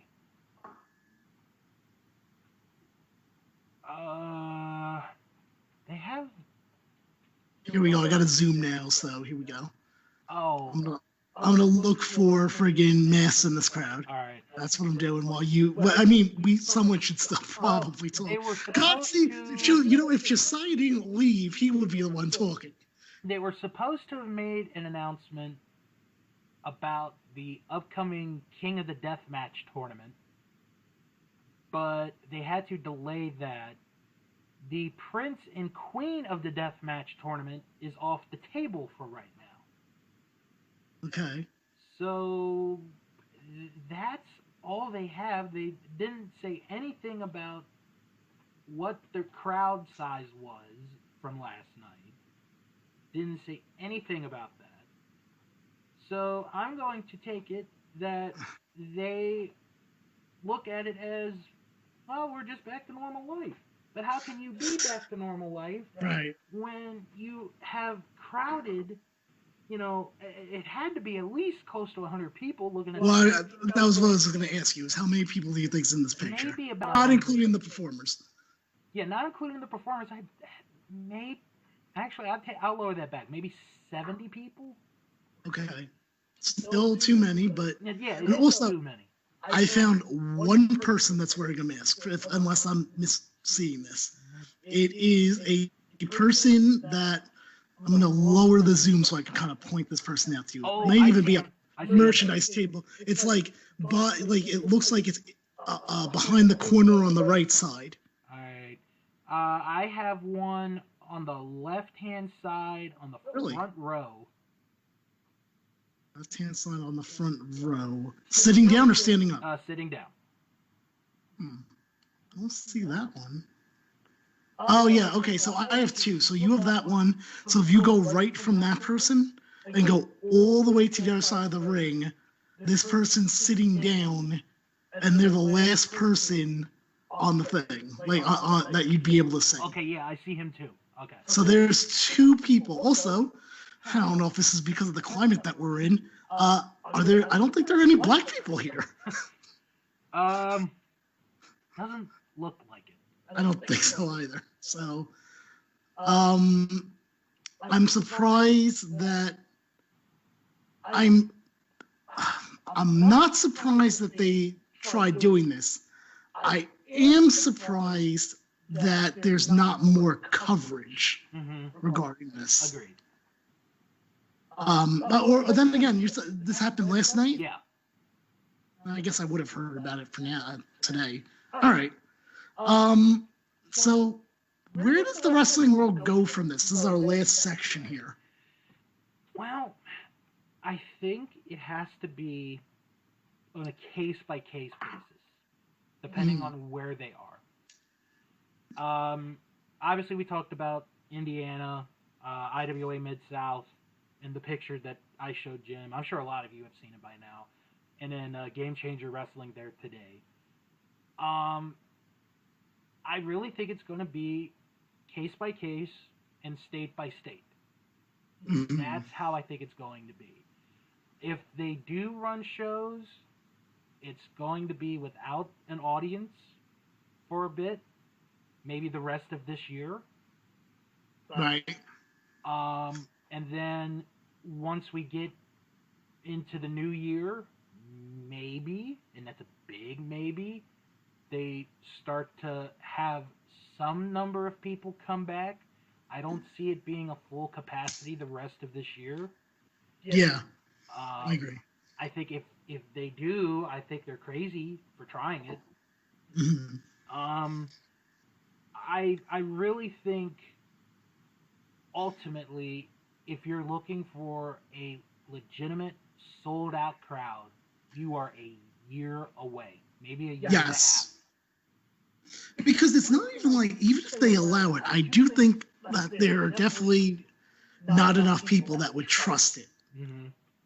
I mean, let me ask this, because you've been watching the Trump rally. How is it looking there? Because I'm not watching it. I mean, there's still a lot of people there. They didn't really, like I said to you and Josiah. They didn't do a zoom out, though, of the entire place. No. Well, they didn't sell out. Right. I think it was free anyway, so let me take that back. Sure. Yeah, they have to register or something like that. I think that works. The building is not full. They probably had to do a certain number of people and then stop.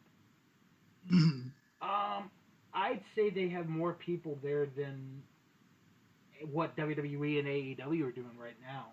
Which is interesting, because certainly not because the WWE and AEW can't do that, because I'm sure they probably could do that amount. I'm just saying, though, it's interesting because I can, at least Vince, I can see picturing all right, from what I understood, and correct me if I'm wrong, because I read this from somewhere, WWE has in their mind already their own phase plan on how to bring fans in.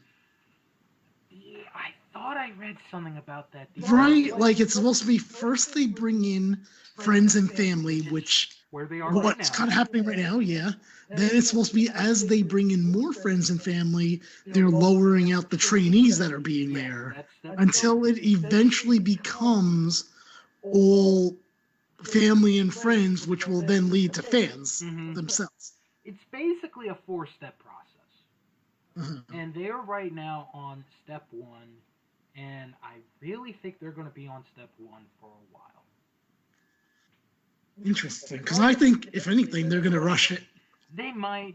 Because it's WWE. If it was like, like it was an AEW plan, I'd be like, yeah, they'll probably hold off. It's really weird, because I know that there are those WWE, like, defenders that are, like, will just defend whatever they do. But I'm like, come on, you can't see that, like, they're trying to rush and they don't care about these people. They're definitely, profits over people situation here. Like, McMahon's so obsessed to have SummerSlam in front of an arena that he hasn't even announced when SummerSlam actually is yet. Exactly. Now, one person that I do want to bring up, please, because he was in the news, but he had a legitimate reason. Kevin Owens had to leave the TV taping on Wednesday.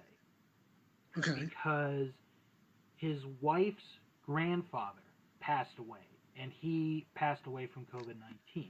Oh, that's a shame. Okay. And WWE, believe it or not, was actually okay with that move. Right. So at least some people there at WWE have a heart.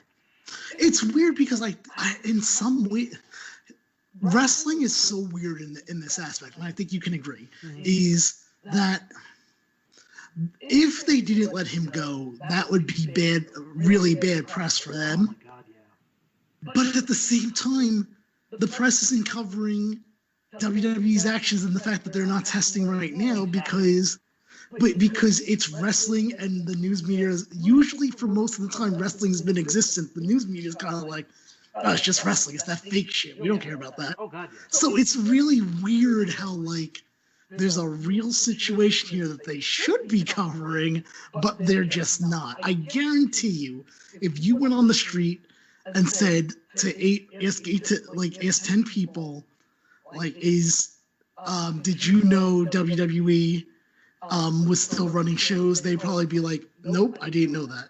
Now, I think with WWE, I said this on my show this week, and I'm going to say it here, because they've had the week from hell. And in a way, they sort of deserve it. Sure. Because they haven't done testing and all that. I said, and this sort of relates to COVID-19, because this is about Vince McMahon. This was my thought the other night. If Vince McMahon is not out of power within 5 years, I'm calling it, by the end of the decade, WWE will be done. Yeah. I really feel that way.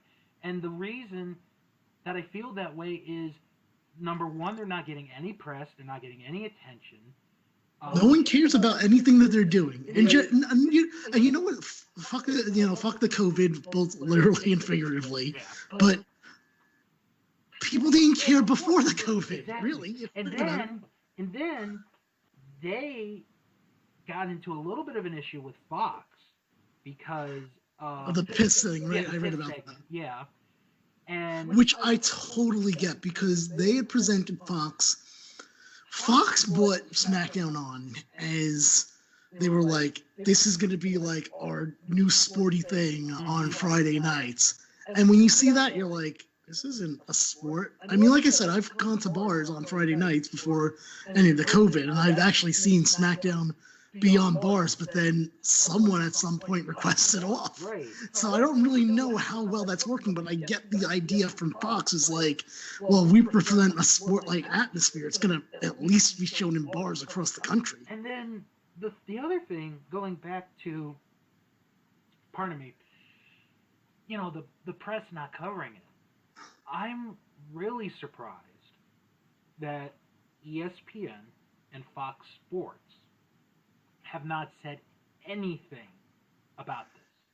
And I think I know why they haven't, because with Fox Sports, they paid $1 billion to have WWE on their network.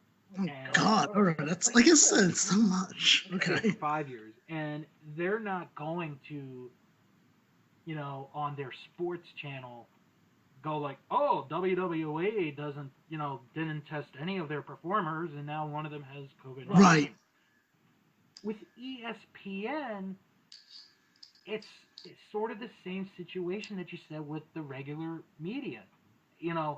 They'll talk about them when it's a big event, like a WrestleMania or a SummerSlam.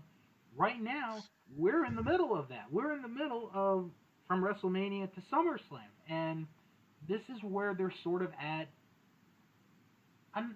Their second low point. I think their lowest point is probably from after SummerSlam until the Royal Rumble.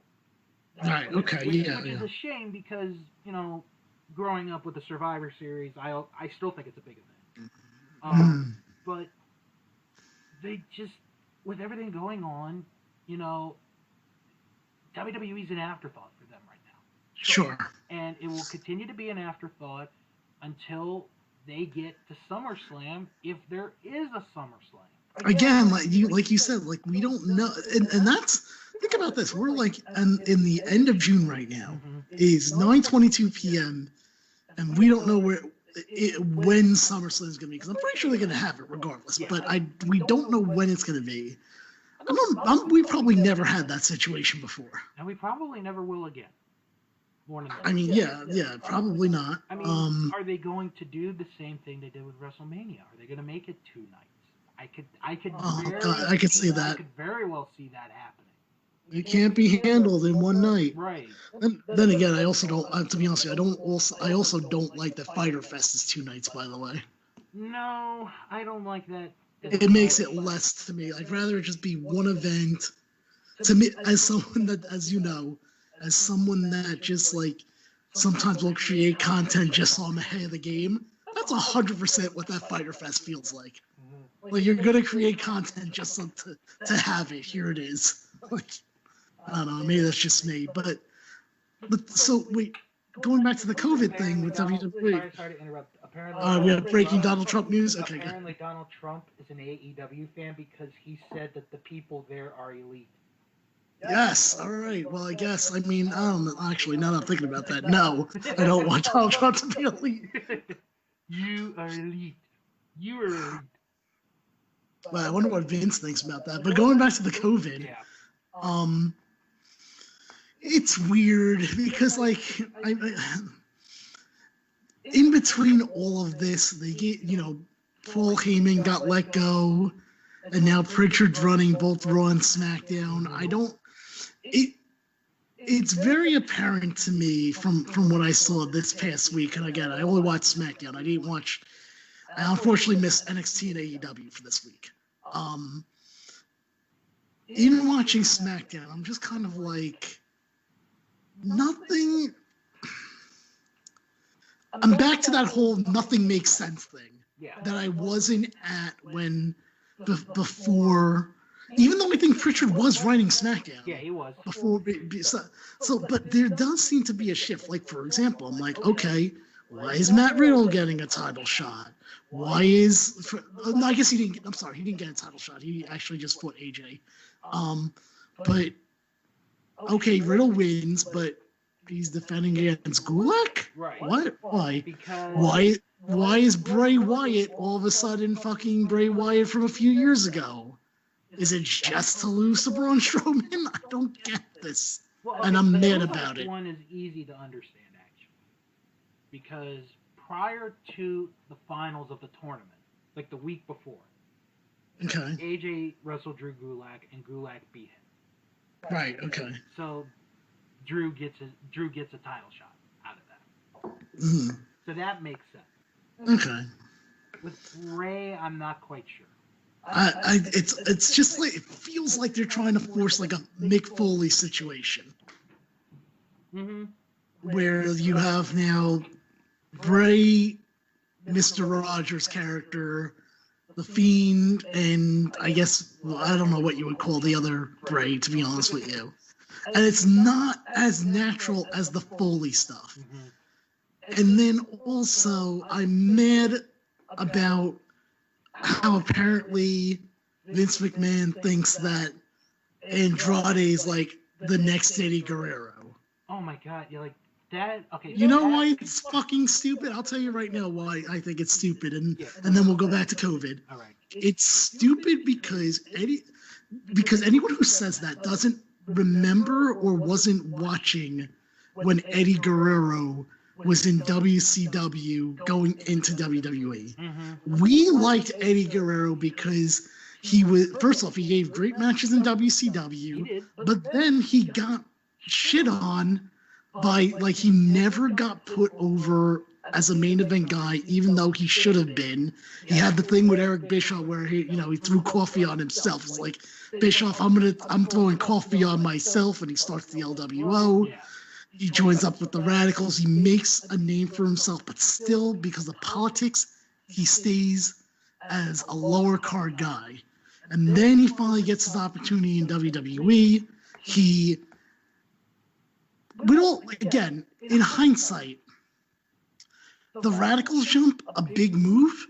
But if you don't remember, if you were living back then, and if you watch and listen to WWE's history, you would think that they got pushed right away. They didn't. No. At all. Just like Chris Jericho. It's like, he had a great debut, and then he we shot him to the moon. No, you didn't. His next feud was Road Dogg. Come on. Okay, let's go back to our Backlash review, which we put up recently. We did put out. Well, wait, can I finish the Guerrero thing? Or is this tying into that? Or is this tying into that? No, it ties into it. All right, let's hear your thing about Backlash. Okay. Look at the four. Malenko is in a match for the light heavyweight title. Saturn's in a match for the hardcore title. Guerrero is in a match for the European title. Benoit's in a match for the Intercontinental title. With all due respect to all four of those guys, none of those are main event matches. Not in 2000. You're right. I agree. And then no. Oh yeah, go ahead. Yeah, no. You go first. If this is Backlash, keep going. Yeah, because I've seen the Eddie comparison multiple times. I hate it. Andrade, Angel Garza, Humberto, who we haven't seen as much of lately. Sammy, you know what? I'm just gonna say it. Stop fucking saying they're Eddie Guerrero just because they're Latino. And Sammy Guevara, all four of those within like the span of 3 months have all gotten the he's the next Eddie Guerrero. He's the next. Yeah, are we gonna say the next new black man is the next fucking Ron Simmons? Exactly. Why can't we? It's so dumb. I'm gonna use a saying that AJ said to Matt Sydal after a match once. Mm-hmm. Don't be the next AJ Styles. Be the first Matt Sydal. And what he meant by that is basically don't copy, like in a way of saying this. Be you. Be the first you. Yeah. That's what I want Andrade to be. Is the first Andrade. Be the first Sammy Guevara. The first Angel Garza. I think Sammy Guevara is the first Sammy Guevara. Oh, I agree with that. Because I mean, he has stood out like he's a. It makes me so happy that he's succeeding succeeding in what he's given, that it really justified the fact that Cody fought him as the first match on Dynamite. Mm-hmm. Which you could have told me. I remember the first time I was like, "The fuck is Cody fighting this guy Sammy Guevara for?" And I was at that, and I was like, "What is he doing fighting this guy?" And then at the end of the night, he comes out, to attack him and the Bucks, and it's like, oh, they're really going with this guy. Yeah. But so going back real quick to the Eddie Guerrero thing, and then we'll get back on COVID here, is if you remember, and I think it might have even started in WWE, that's when we learned about Eddie Guerrero's like drug problems and all the problems that he had. Yeah. And then he kind of fought it and, was in WWE, and then they came back again, his demons, quote unquote. And then he fought them back again, finally through finally actually wins the title from Brock Lesnar of all people. With Goldberg interference, whatever. But I think most people at that time had thought Lesnar would actually fight Goldberg for the belt. I know I did.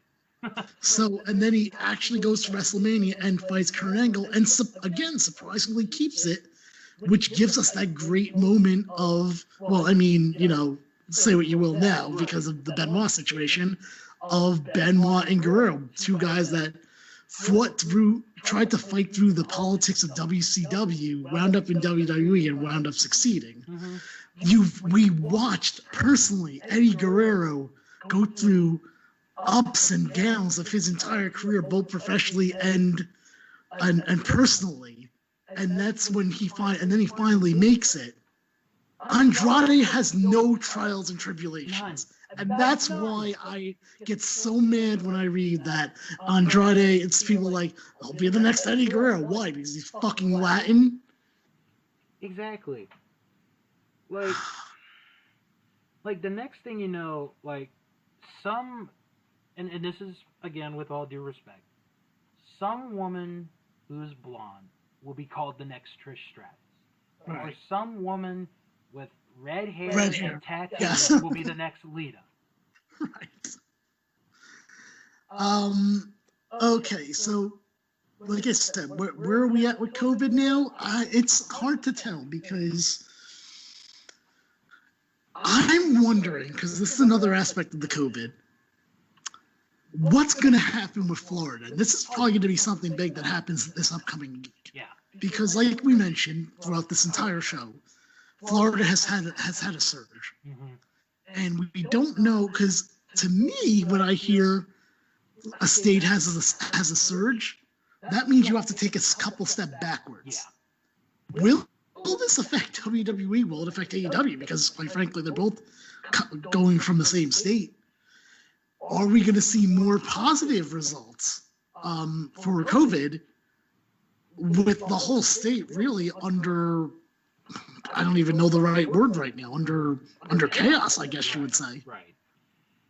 What do you think? I think, okay, to answer the first question, it's going to affect WWE more than it's going to affect AEW. And I'll tell you why. Okay. When AEW had those episodes of Dynamite taped in that very small venue, which we later found out was, I think, QT Marshall's wrestling school. Was it? Oh, I forgot about that. I think that's what it was. They won't say because they don't want people to find out. Right. Which I think is hilarious. Because that was done in Georgia. So if they have to move, they've got at least one location. Okay, I see what you're saying. Maybe two. I don't know if they do have a second, but knowing or I'm guessing Tony Khan, he might have a second place just in case the first one doesn't work. Because he's Tony Khan and like he's kind of up there as far as money and probably connections go. Exactly. Yeah. With WWE, we really don't know what Stamford, Connecticut, or Connecticut in general is right now. We don't know if they have gone down or not. WWE's backup place is in a state that has a recent surge of cases. Mm. And if that goes, where are you going to go? Are they going to go the Dana White route where they're going to have shows on an island? Right. I'm still waiting for that, by the way. I think that's in Fight Island. 3 weeks, actually. Is it really? So it's real? Yeah, it's real. He's got it? Yeah. Oh, I'm excited. I didn't know that. I thought that was dropped for some reason. No, I think that's going to happen. But Good. with WWE, they have to figure out, okay, if the Performance Center gets closed down, where are we going to do our shows? Yeah. That's the big thing. As far as positive tests go, right now with WWE, I think if they get another positive test or more than one positive test, then they're going to have to change their entire testing completely. Right.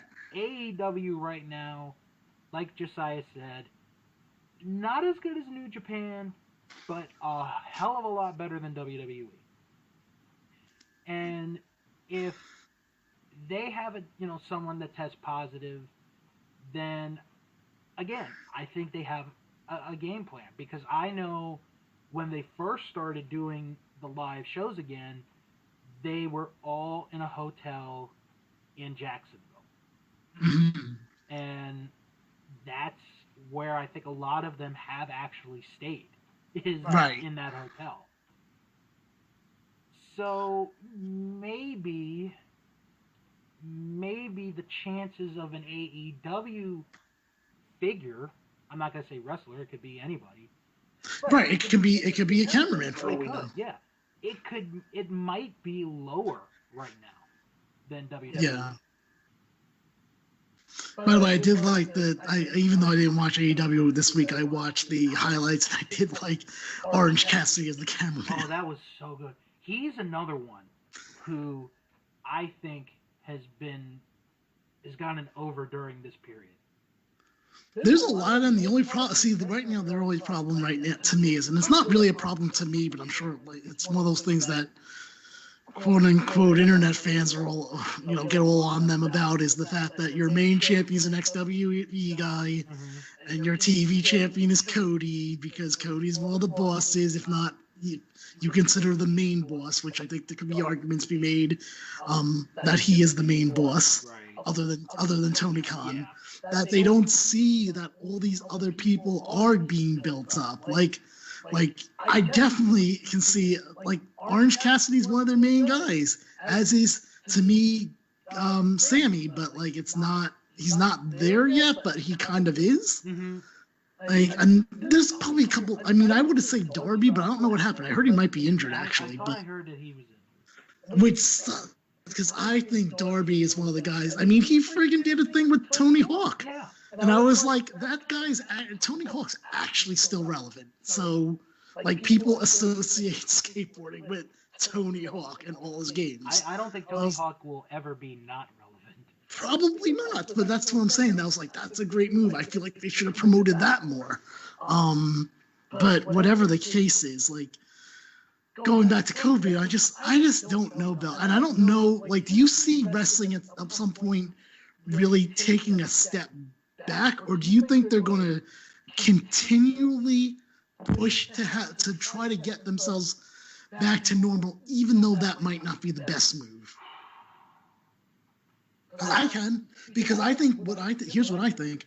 I think that they know that they're pro wrestling, and I think that they know that more than likely they can, unless something major happens, that they can fly under the radar of the media.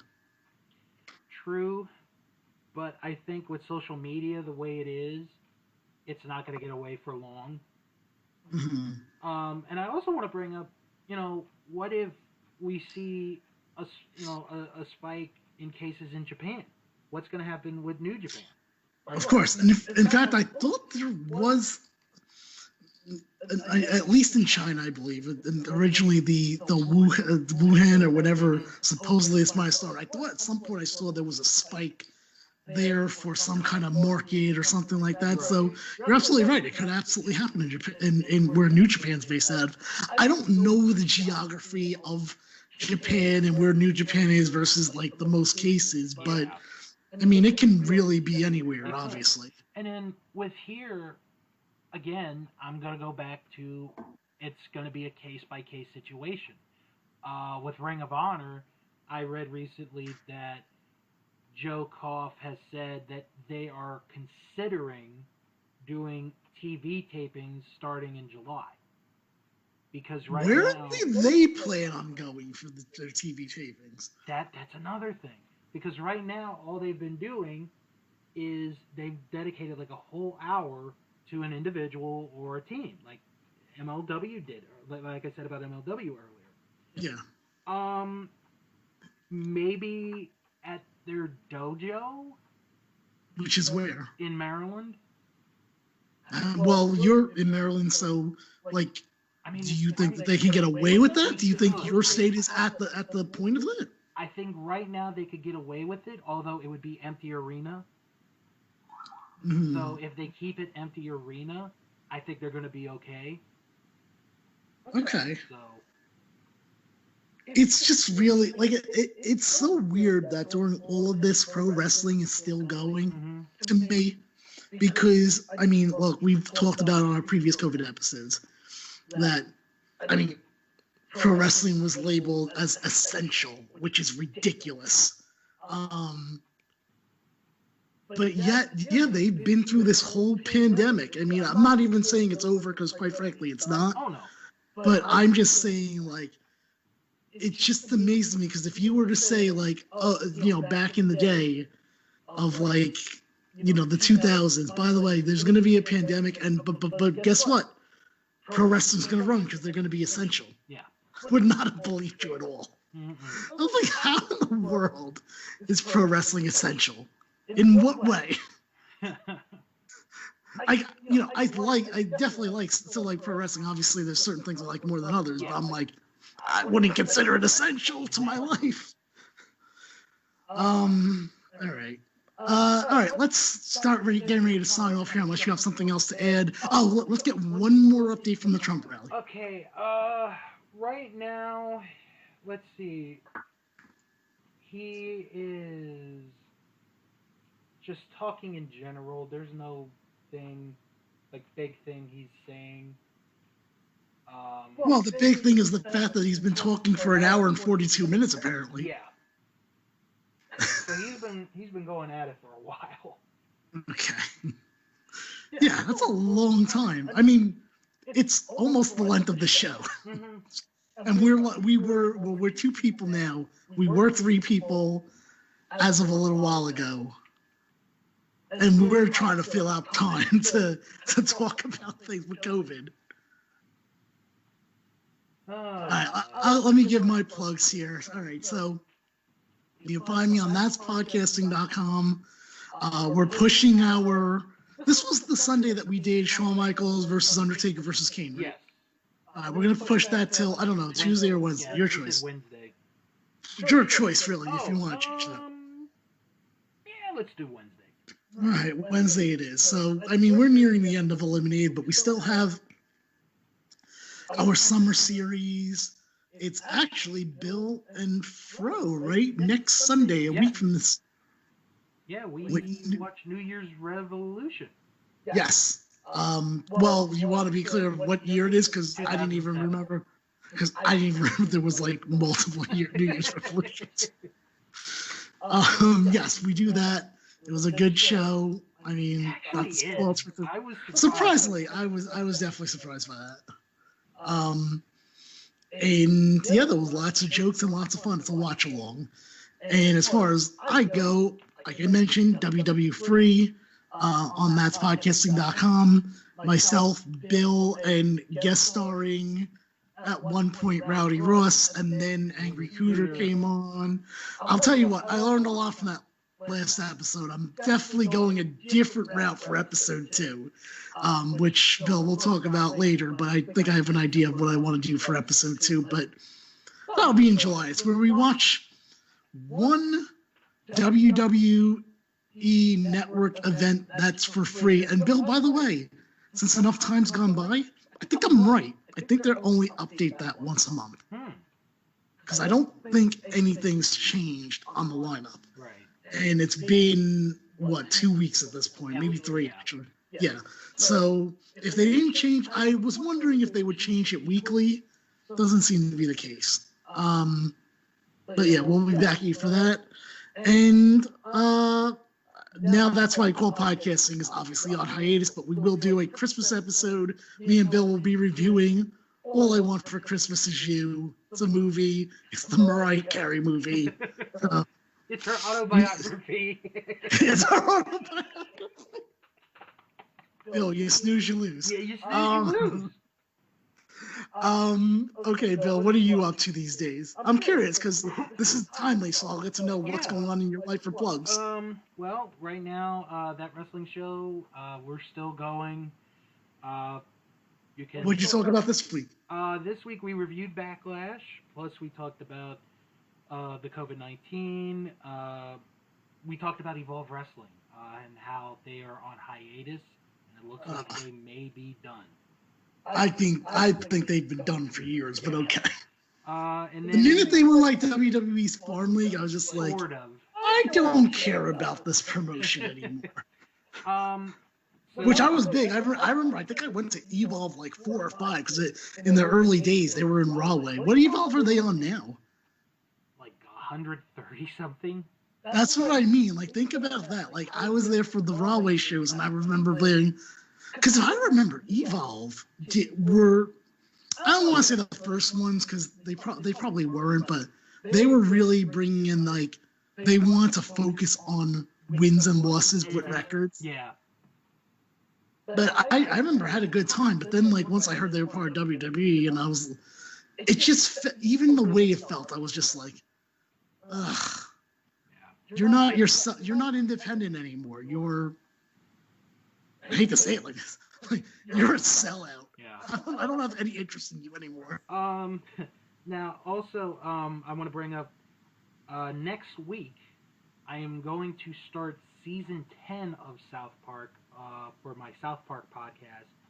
And I'm actually cutting it close because I wanted to wait to see when they would be put on HBO Max. It looks like they're going to be put on this coming week. So I will be reviewing the first episode of season 10. And actually, I'm going to make a surprise announcement that I just thought of a few minutes ago while we were recording.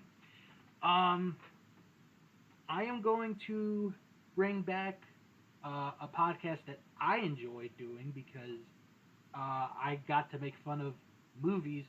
Untitled Movie Project is coming back sometimes this summer. And basically... Is this because you have HBO Max, apparently? No.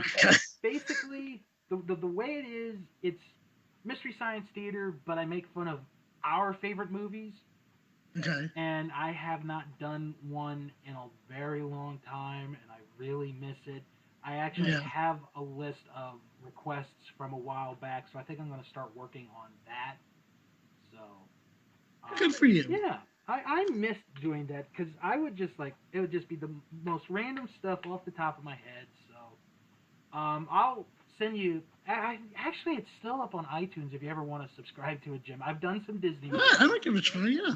I mean, you can do more Disney movies now. I Like, have. there's so much you can do. I've done Sleeping Beauty, because that's actually one of my favorite movies. I'm not going to lie. I really like that movie. Really? Do you know what the prince's name is? Philip. David. Okay. David. All right. No, Philip was right. Yes. Usually people don't remember it. Okay. So yeah, I've done a bunch of different movies. I actually, in one episode, rewound the movie because I thought I heard somebody say something that I was surprised. But usually I just go straight through the movie. You know, I watch the movie. You guys get to hear me talk and either enjoy in pain or in actual happiness. So.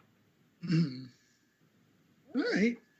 Why don't you send us out of here, Bill? You give the outro. All right. Well, thank you guys for tuning in to this episode of our mini-series of wrestling and the COVID-19.